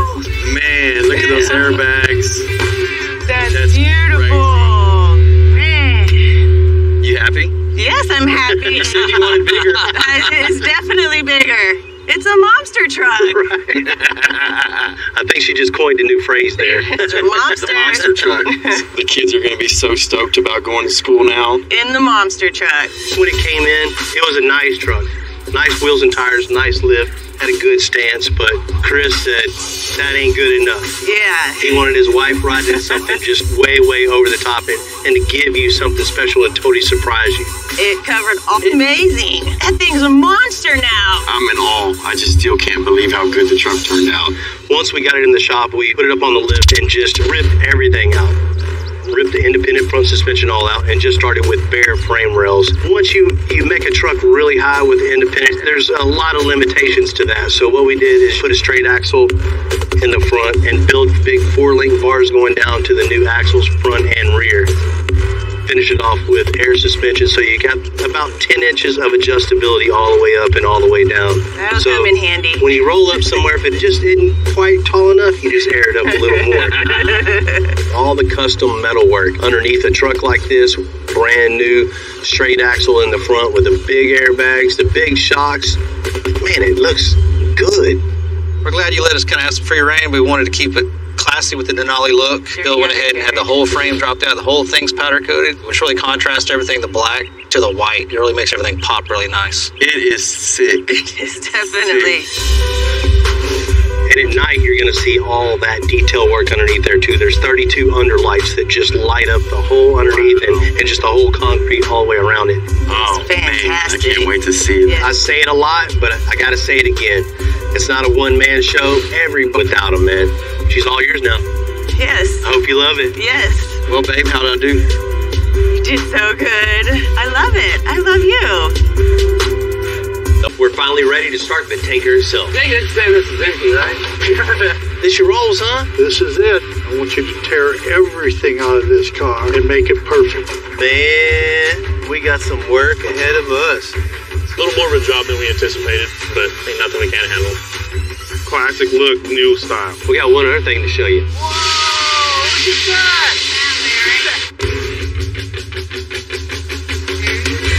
I'm Bill Carlton.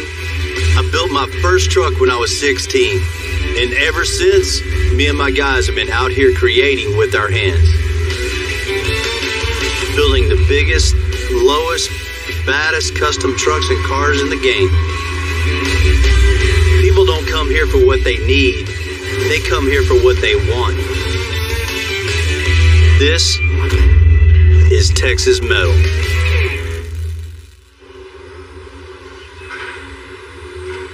Man, we got a lot of stuff doing that tanker, man. Got a lot more to go. I wish John would come in so we could talk about it. You rang? Man, just to get a buzzer back there. A John buzzer. All right, what do we got to do? Man, we got a lot of work done on the semi so far. We got all the air suspension on there, you know, the independent front suspension, big 4-link in the back, the control arms, we got the shocks, got all that handled.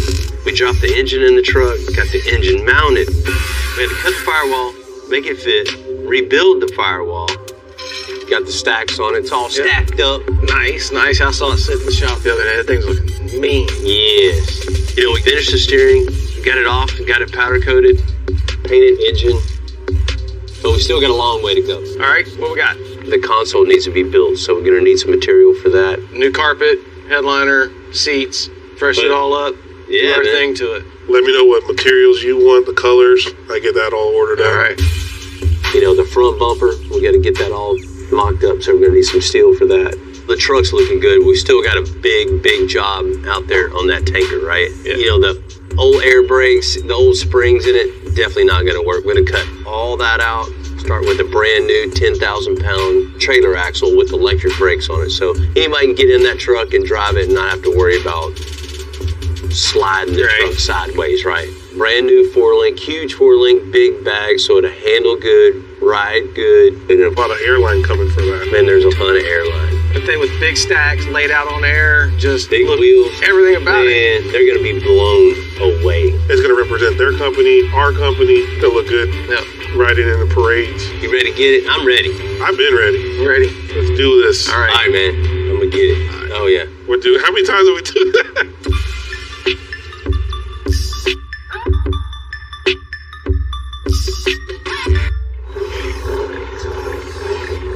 I think this is the oldest tool in the shop. It looked like this when I was a kid. You know, after all the custom parts we made for this tanker, we can't just be having that factory bumper.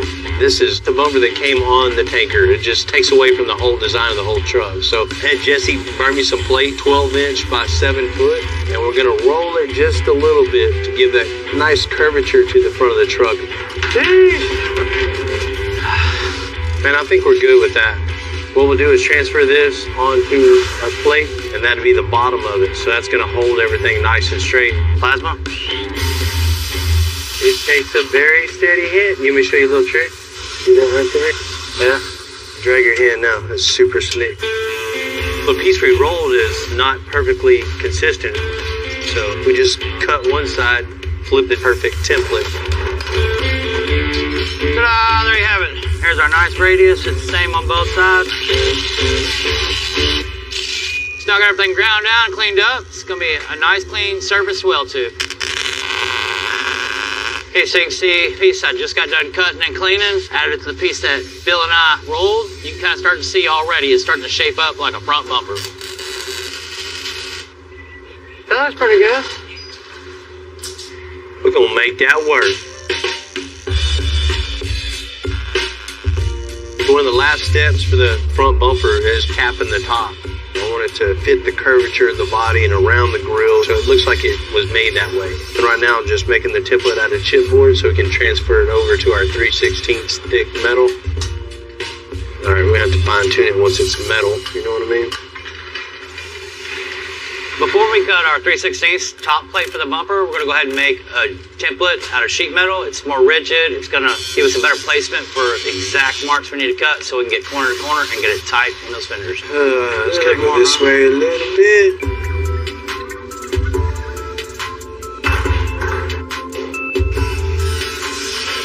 It's a lot easier to modify the 20 gauge. There's a perfect template out of the 20 gauge, so now I'm going to trace it out on the 3/16, so we only have to do that one time.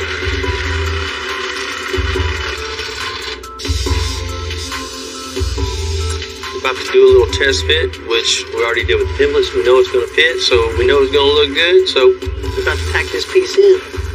It's fitting the body perfectly. We've got that perfect 1/4 inch gap all the way around.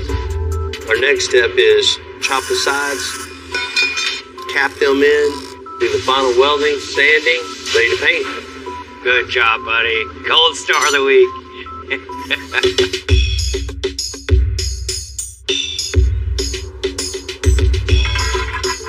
Come on in a little bit, right there.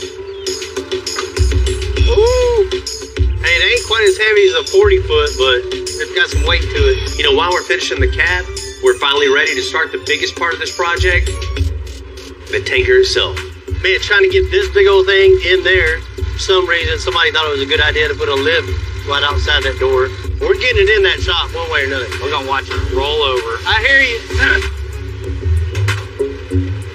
All right, make sure don't buckle this. They're trying to Buckle scoot the it? stand. What do we put it on the dolly?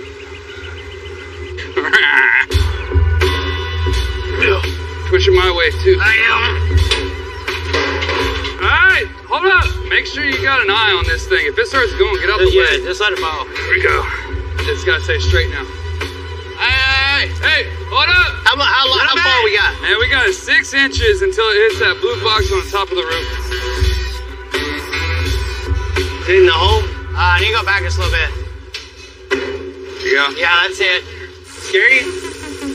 Yeah, I'm nervous around you. Got it. Good. Come my way. Fix it. Come down the ramps. Nothing behind me. Might have a little slide going on. It might take them. There it goes. That's off the ramp. Coming. Right there. That's it. Man, don't remind you of the barbecue pit truck. It does. That was a close one. Always like the excitement around here. It's not bad.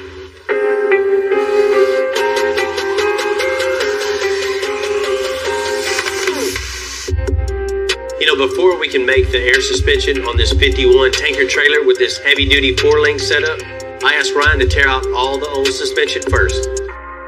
We just got the rear end cut out of the trailer. Thank you, sir. I'm gonna get all these brackets off the frame. Oh, yes, it keeps right off. Just get it ready to start building my hangers and doing some suspension work.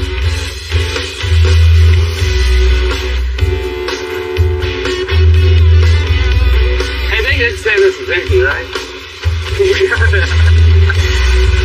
Damn, that's gonna be torqued off.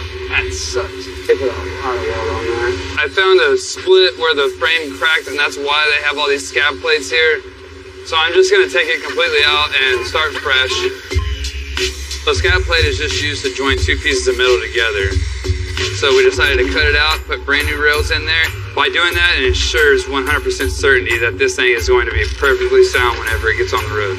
So I'm using these plates to just keep this frame rail straight with this rail. That way when I weld it and grind it, it just looks like one solid piece. Got my rails tacked in, and now I'm just gonna go cut my cross members, throw them in there, put a little weld on them, and go grab that axle out there. So as old rusty rails are out of the picture, it looked like crap, and it's not really in our best judgment to let something like that leave. When it comes to doing patchwork, it's way better to take the time and do it right and ensure ourselves that's not gonna come back and we're not gonna ask. You tell them.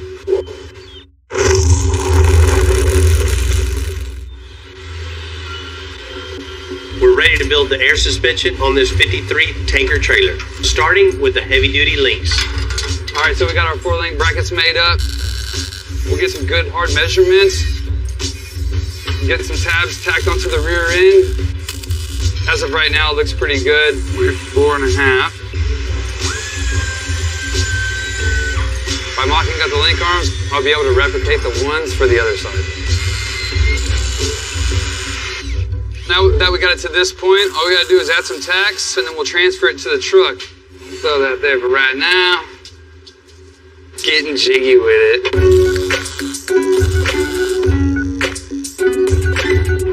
I like to put this washer on the inside there before I put my heim on.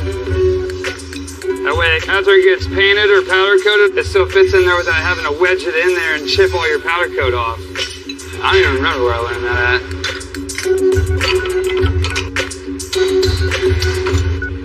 That's where I need to be. 4.5.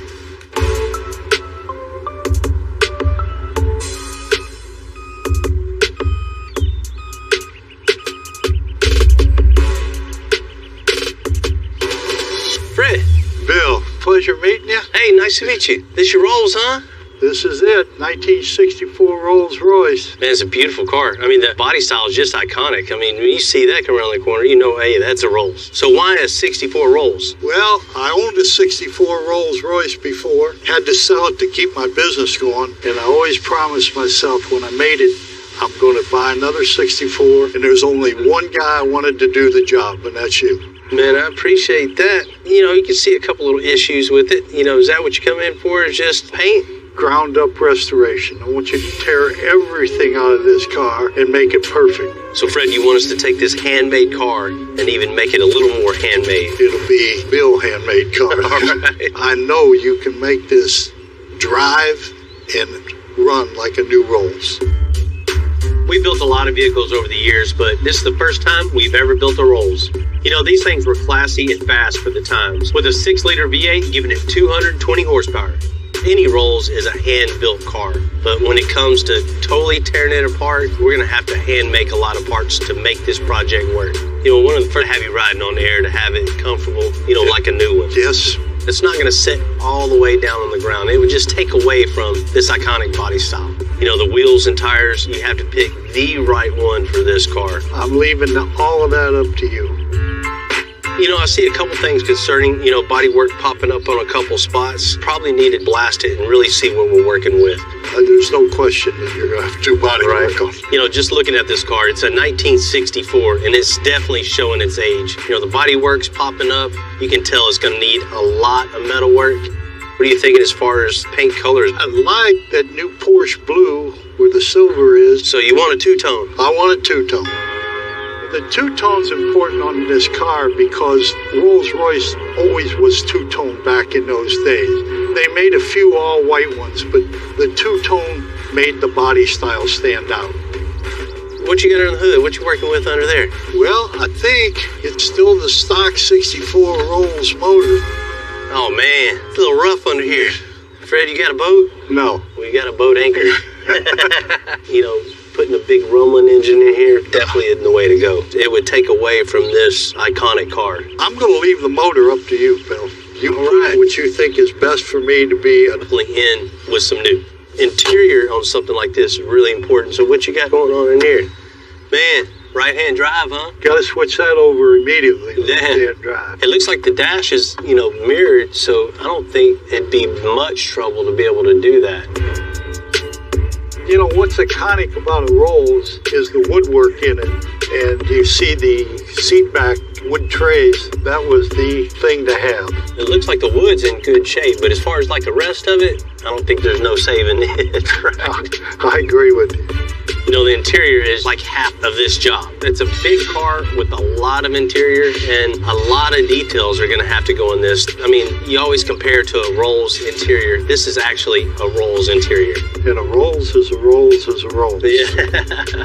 Everything else in here, 100% brand new. You know, new seats, carpet, door panels, get rid of the rag top, maybe even putting the new Starry Light headliner in for the new Rolls. That'd be great. Basically have that new Rolls feel in this 64. That's why I'm here. I've built a lot of cars in my life. I want this one to be the masterpiece. Man, we'll definitely get you hooked up with that. Can't wait to sit in the back seat of this car and have somebody cruise me along. There you go. Well, let's go make it official. Okay. You know, I can totally relate to having to sell a vehicle to make payroll or buy that next part of your business, you know, whatever the case may be. I've been in that same boat, but Fred's new Rolls, he ain't getting rid of that. He made it. Of course, I say this quite a bit, but this is a big challenge. We don't know what's underneath all that paint and bodywork that's there. We're going to take it apart and blast it. Surprise, we'll see what comes in. But one of the biggest challenges is in the interior. Making this car look like and feel like, smell like a brand new Rolls, that's coming with it on that. You know, Rolls has always been setting the standards for the rest of the car industry. You know, it's always been one-off, one at a time, hand-built parts and pieces. It's made with pride and just made with that passion. You know, that's exactly what we're going to do here. Hand make every part and piece with pride also.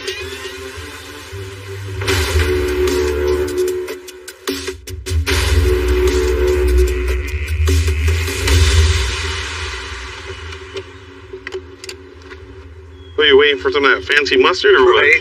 Looking to see if I see anything good in here. Looks pretty rough. Man, we got some work ahead of us. Look at 2022. Classic look, new style. We're going to touch on every point of this car. We got a little bit of wood in the interior. Yeah. Everything else you're going to get. I got some parts. Yeah. A lot of parts to be looking up. I mean, seats, door panels, dash, carpet, headliner. We're going to weld up the rag top. Everything. And we're going to add the new technology in it too? Absolutely. Anything that's cool, we want to put in here. It's right-hand drive just because that's the car he found. But he does want it left-hand drive. Well, if I own this car, I wouldn't be driving. I'd be sitting right here. Right. This is where I'd be sitting back, enjoying a nice cocktail being driven around. Well, he wants to look at the guy driving on the left-hand side. You know, finding the right wheels and tires. The vintage, but the newer? Absolutely. This isn't just something you call up the local parts house and tell them to deliver it. Well, I'm going to have to try and get some contacts over the seas and see what we can find on that. I got faith in you. So does my mom. As far as the suspension goes, are we air riding down to the ground? What are you going to do to this? No, we're not trying to get it all the way on the ground or anything like that. It will have some adjustability, but the main thing is ride quality. You want it to ride on a silver cloud, right? Yeah. And then as far as the paint goes, are you doing a two-tone or are you going to say single? Man, I think we'll have to do two-tone in this. I mean, this body style, it's made. From factory. Do we need to find somebody that maybe come in and take care of that for us? Man, for sure. Really want the best of the best in here. You know, under the hood, we don't want something really loud and obnoxious. So we're staying away from the superchargers? Not for this project. He ain't trying to burn the tires off. He wants something quiet, but still has a lot of power. Yeah, we're going to need a lot of power for this big boat. Most definitely. We're about to see how good the new parts guy is on this one. Well, I wasn't born when this was made, so we're definitely going to have to see what's out there. So I'll get with John. We'll put a game plan together. I'll find what I can find, and we'll go from there. Sounds good, man. I'm ready to get at it. Let's do it. I'll call your driver.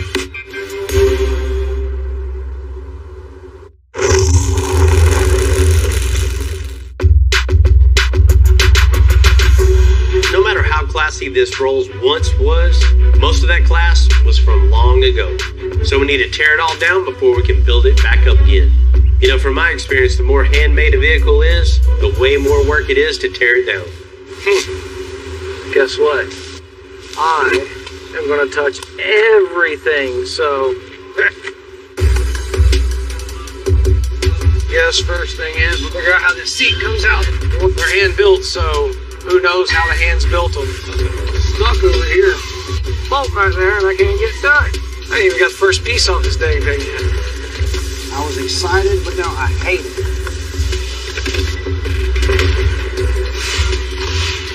Guess what? The trunk smells just as bad as the inside of the car. Still no room for activities. All the trim in the car is made of wood, and it's neat to look back and see all the effort that went into these things. This window trim is one solid piece of wood. This is probably one of the most impressive pieces that I've seen in the car so far. We may need that for later purposes. Don't let there be anything alive in here. We'll be good. Kid gloves still need to be used somewhat. I don't want to just go tearing into it and tear everything apart. I want to make sure I get this thing nice and safe so they can get the cutting on it.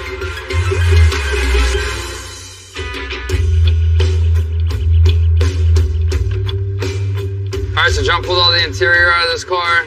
And I've been summoned to separate it, tear it down the rest of the way. So that's what we're gonna do. Dude, this is gonna take a year. Man, technology's come a long way. That emergency it yanks on there and puts tension on this, and then it pulls that this way, and that arm goes that way, and that arm goes that way. I'm serious, I'm not making that up. Pretty cool standing underneath these old cars and seeing how far we've come. So cool that we're gonna do away with it completely and never look at it ever again. It's cool, but we'll start fresh, clean slate, and make our own stuff and see if maybe we might be able to engineer something that's cool as this. This big old grill, the emblem. You see all that, you just know you're in the money. Well, not this one. I mean, this one's pretty janky, but we're gonna make it nice again. Look at that. Been on there for 97 years. Now that we have the body off the frame, we're going to send it out to Media Blast. Now it's time to find out exactly how much work we got in front of us.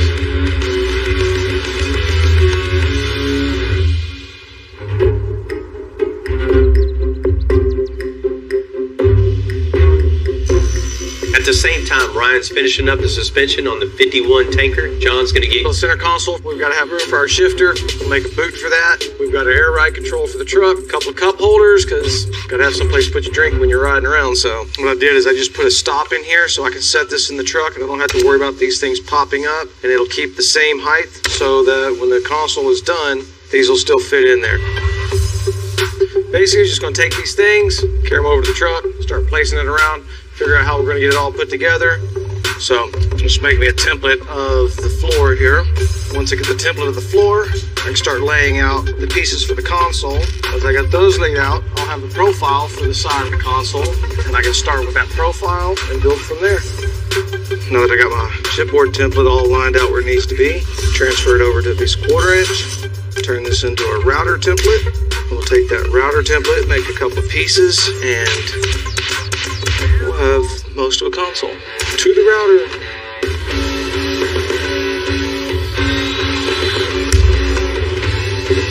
That's that. Alright, I'm gonna glue them together. Nail them up.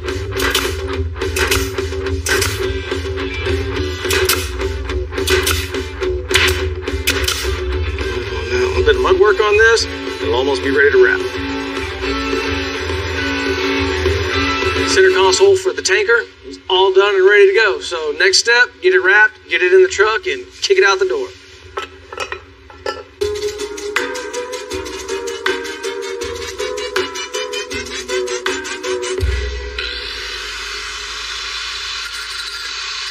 Now that we have the 4-link on the tanker, Jesse's going to burn out some plates so Ryan can get going on the lower back brackets. Tack that here onto this lower back plate. We'll tack the other one the same way.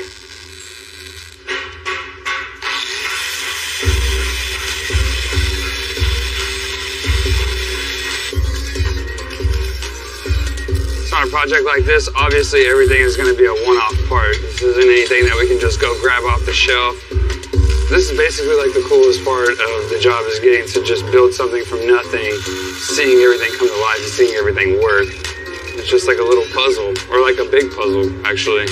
So I'm taking this square right here and just kind of running it down and just making sure everything lines up right. This one's kind of free-floated right now. I can move it around as I like. My spacing is never going to change. This one looks good. I got it pretty much exactly where I want it. I'll tack this one in and our bag brackets.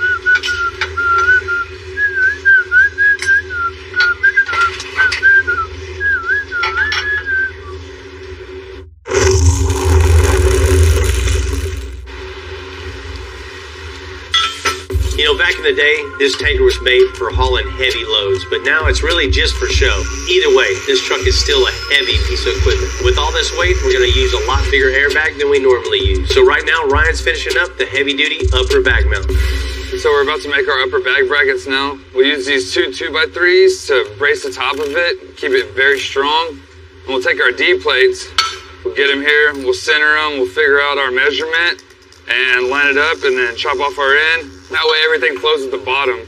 So after we get done with that too, I can make me a plate and just give it some character, do something here, or figure something out.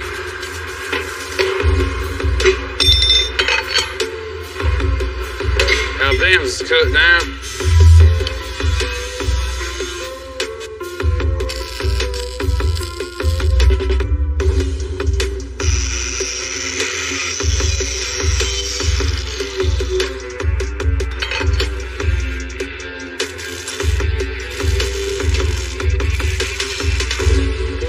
Up here, we're gonna get it welded, tack it up into the trailer, and weld it all the rest of the way out. You know, this could have been anything. This could have been very simple, or this could have been way more over the top. But this is the best part of fabricating is I get to use my imagination and just come up with something what I would want in my own vehicle. Ooh, that looks cool.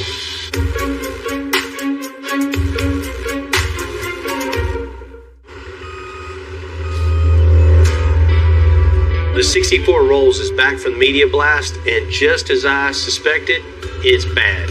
It's real bad. Because I had a feeling it was going to be this bad, I called in an old friend, a fabricator with skills to rebuild a Rolls Royce, my buddy Brandon Cisco. Hey, Bill. Man, Cisco, how you doing, man? Good. My son, Boston. Nice to meet you, man. Nice to meet you. And that's the helper you're telling me about? Yeah, that's why I started to bring him with me. You got him qualified? He's certified. He's been doing this since he was like 5 years old, so. All right. He's good. All right. You like sheet metal work? Yeah. Well, good, because there's a lot to do on here, right? Yeah, it looks like he's been spitting a pastor for a long time. You know, this car was bought out of Beverly Hills. So you were thinking, you know, we were going to get a pristine Rolls Royce and just modify it. Dude, we need a mess right now. It's more like Beverly Hillbillies. Right. You know, one good thing, we're not worried about factory body mounts under here because even those are damaged. So we're going to build a full chassis for this so it doesn't necessarily have to go back with replicating the factory body mounts or anything. So I need your guys' help on this. A little more of a job than we anticipated, but ain't nothing we can't handle. I think that's every job we take in. Everyone. Overly exaggerated, under anticipated. But I know you guys can handle it, man. I know I got the right team on the job. Come on, man. All right, man. Let's see what you got.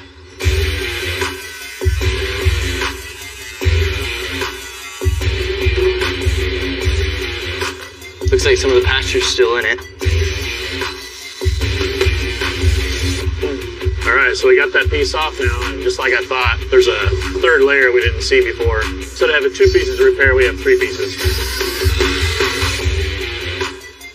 I've come to realize that rust repair is just an ongoing process until you get down to the good metal, and sometimes that good metal isn't there, so you have to replace the whole part.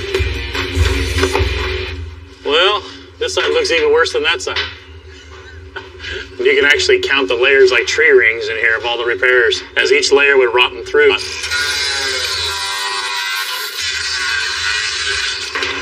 Hey, come over here, check this out. Those are original drain holes. If you push this back, you can see that's an original drain plug. They got covered over with somebody's repair. Nobody ever cleaned it. Let's keep going. Back in the day, these cars were hand-built by some of the best craftsmen in the business. They'd be rolling in their graves now they saw how people were repairing their dream work. I'm literally pulling these panels off with my fingers. So whoever did the last repair on this used pop rivets, no welds, no nothing underneath. It's a very low-budget way of attaching a panel. I think we're both down to the original metal. Yeah. So now where the flanges are off of these main braces, see the edge of the flanges? Yeah. Cut straight through and then cut up to the floor, about a ½ inch down from the floor. All right. It's embarrassing to a fabricator to see somebody go back over your work and just kind of cobble it up like this. All right, now I need a minute to evaluate what's next. Now I can see everything. All the layers have been taken off so I can see where to start at the good metal, which with very little love still, but there is some. We've got some reference points of where the new rocker needs to be at the back of these flat couple patterns, and then keep this from happening again to the next guy that comes down the line 30 or 40 years from now to repair my work. They won't laugh at me like I did these guys.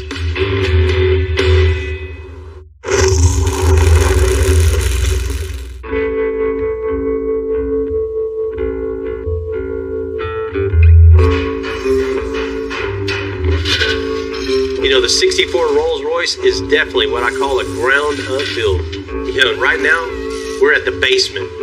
Cisco and his boy Boston are going to add back all that integrity into those rockers. You know, it's a lot of work, and you probably won't notice it when it's done, but we can't do anything until it's done. Yeah, look at it. Lining right up. So we got the new rocker panels fitted to the car. They fit the floorboards, they fit the inner floor bracing. We're pretty happy how they fit right now, so we're going to go ahead and get them into place, finish welding them up, and move on to the outside rockers. So working with my son's great. He's been out with me in the shop since he was 2-3 years old, because I never told my boys, any of them, to not play with any of my tools. I would show them how to turn it on, show them how to use it, show them the proper safety. I didn't even start doing what I do until I was 15, so he's got about a 15-year head start on me. So I can't wait to see what it's gonna be like the next 15 years. Oh yeah, a lot better. 100 times better. It's pretty solid, but it's not welded to the floor yet. So we're going to hammer down the floor to match the new flat panel we just welded in. So as I tap it down, he's gonna go ahead and throw a couple of welds on there, and I'll move down and I'll just keep hammering it down until he gets it flush all the way across the bottom of the floor. So now that we got this panel in, pretty happy with how much it's strengthened up the bottom of the car and how straight it looks now and how it fits real nice and tight. Door sill plates are savable, but we need to replace all of this outside rocker piece. So we have to cut all these spot welds out, get this old rusty chunk off of here. So using the air chisel to take the spot welds off causes a lot of waviness in the metal. You can't really hammer and dolly it with all the welds in the way, so I knock those off the grinder real quick.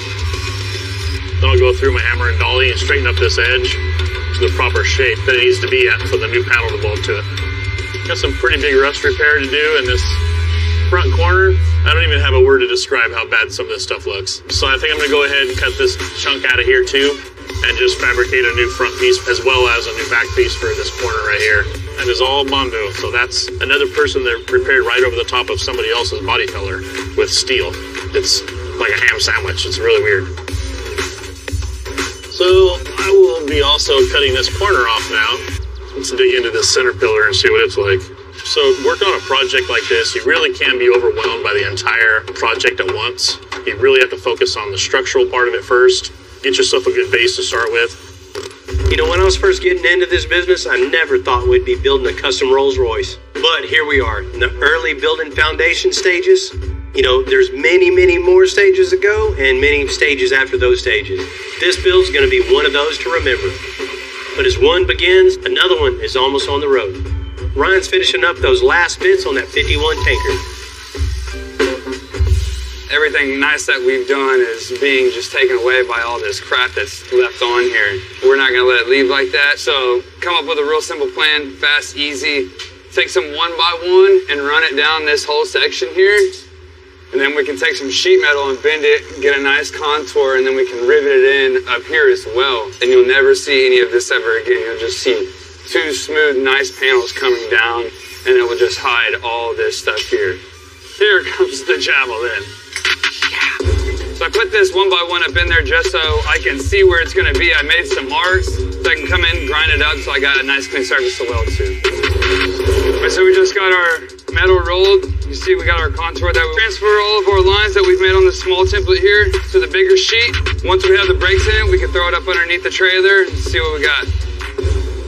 All right, 45. You know, doing this sometimes, you know, it does take a little bit longer. It does take a little bit more effort, you know, but at the end of the day, when you step back and look at the finished product, it's always better to go the extra mile and take pride in your work. Thank you, sir. Now that we got our pieces made, all we gotta do now is trim them to fit the trailer. So on the passenger side of the trailer, there's a bunch of hookups, other kind of stuff over there. So we're gonna trim around all that stuff to where we can slide these things in there and have the nicest, cleanest look as possible. All right, so we got our panels in place. We wanna make something that covers this void right here. Keep air from wanting to go in there, make these things wanna shake. We'll just take our chipboard, throw it on up in there. And also kind of clean up all this back here that we don't want anybody to see. Yeah, that looks better. I'm just gonna transfer it to some metal. Bango, bango. I got nice bare hands. Using a straight edge makes it much easier. You have like the straightest line that you possibly can get and really no cleanup. I got it transferred, cut out, everything looks good. Take it over there, throw it up there. If it fits, it ships. Like a glove. Love it.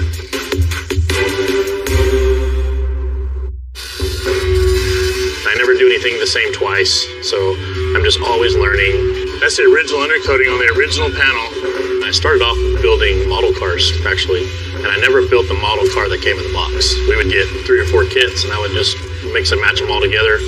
All right, we're good. Got into high school, got to thinking about starting to drive and things like that. My dad said, if you want something to drive when you turn 16, you're gonna have to look now and get something and build it yourself. At the time, I'd never even change a spark plug or nothing. I was just just doing model cars. So I had big dreams of this big giant step-side Chevy truck. The way I bought that was I got a lamb, a sheep, and I raised it and I sold it at the fair and made a pretty good penny on it. My dad said that some family members had a 76 Chevy step-side that needed a lot of work for $600, and I started working on it at 15 years old. I'm 47 now. I really pushed myself to become the best at everything I can. All right, so everything's done with the trailer. It's all painted, powder coated, and everything. It's time for assembly. Start off. I've learned how to work by myself over the years. That's why you always grab 2 nuts. Whoa, no. So now that the bags and the tank and everything is starting to come together, it's all mounted. But this will go into the tank and it'll give me a supply out to my valves. There's a little water separator to keep the water out of your bags and everything. And then you got your pressure switch on the other side, which tells the compressors when to turn off and turn on. And this will go to my Pack 80, which is also get mounted on here, along with our battery and breaker and everything else. Yeah. So now we got compressors and tank, we got bags. I can mount my valves now. And then once we get our valves mounted, then we can run some air lines. And it's been all hands on deck on this truck and tanker, but we're almost there. Airlines, new frame covers, the stacks, getting this 12 valve Cummins running, and we're ready to give this one back.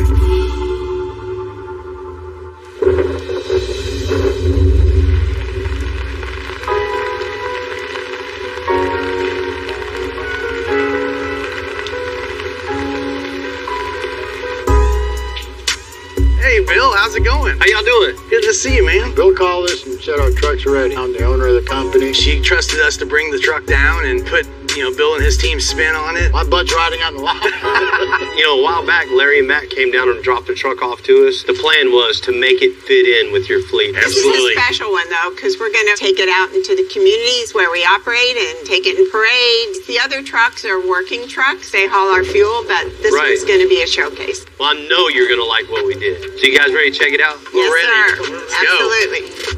Oh, my gosh. It is so awesome. Unbelievable. Look at the wheels. That's awesome. The stacks, Larry. What do you think, Larry? Gorgeous. I'm dumbfounded, man.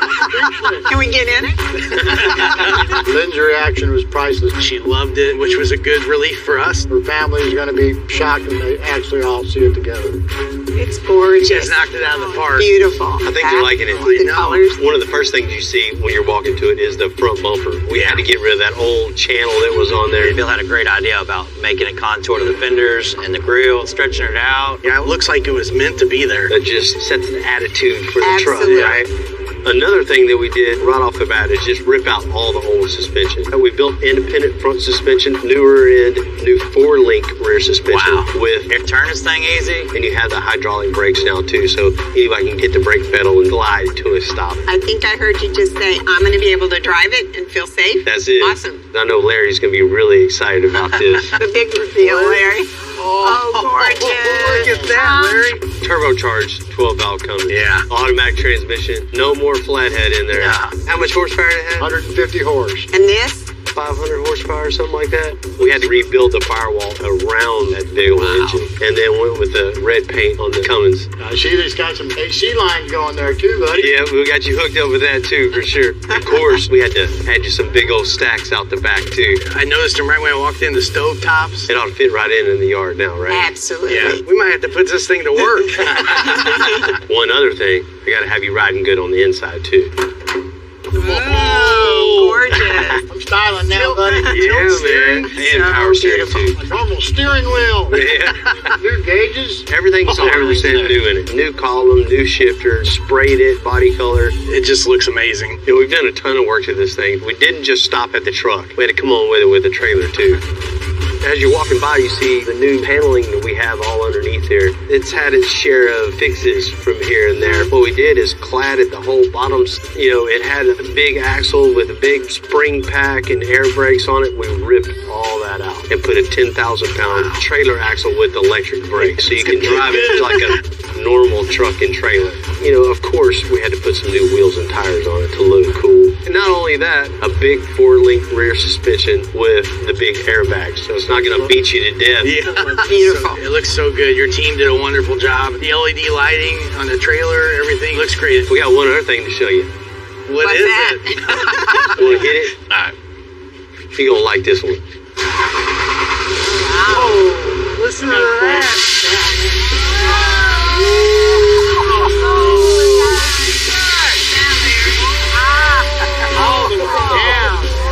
You know, it's a first for us. We've never bagged a tanker truck and trailer before, right? I don't think I've ever seen that before. From her late husband starting the company to where it is now, and from seeing the truck where it was to where it is now, I can really tell Lynn was excited about this.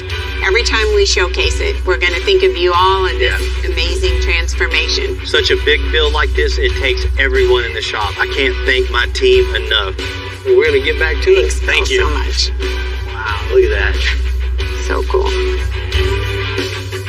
A big job. Yeah, we can't thank them enough. It was above and beyond what we expected. And we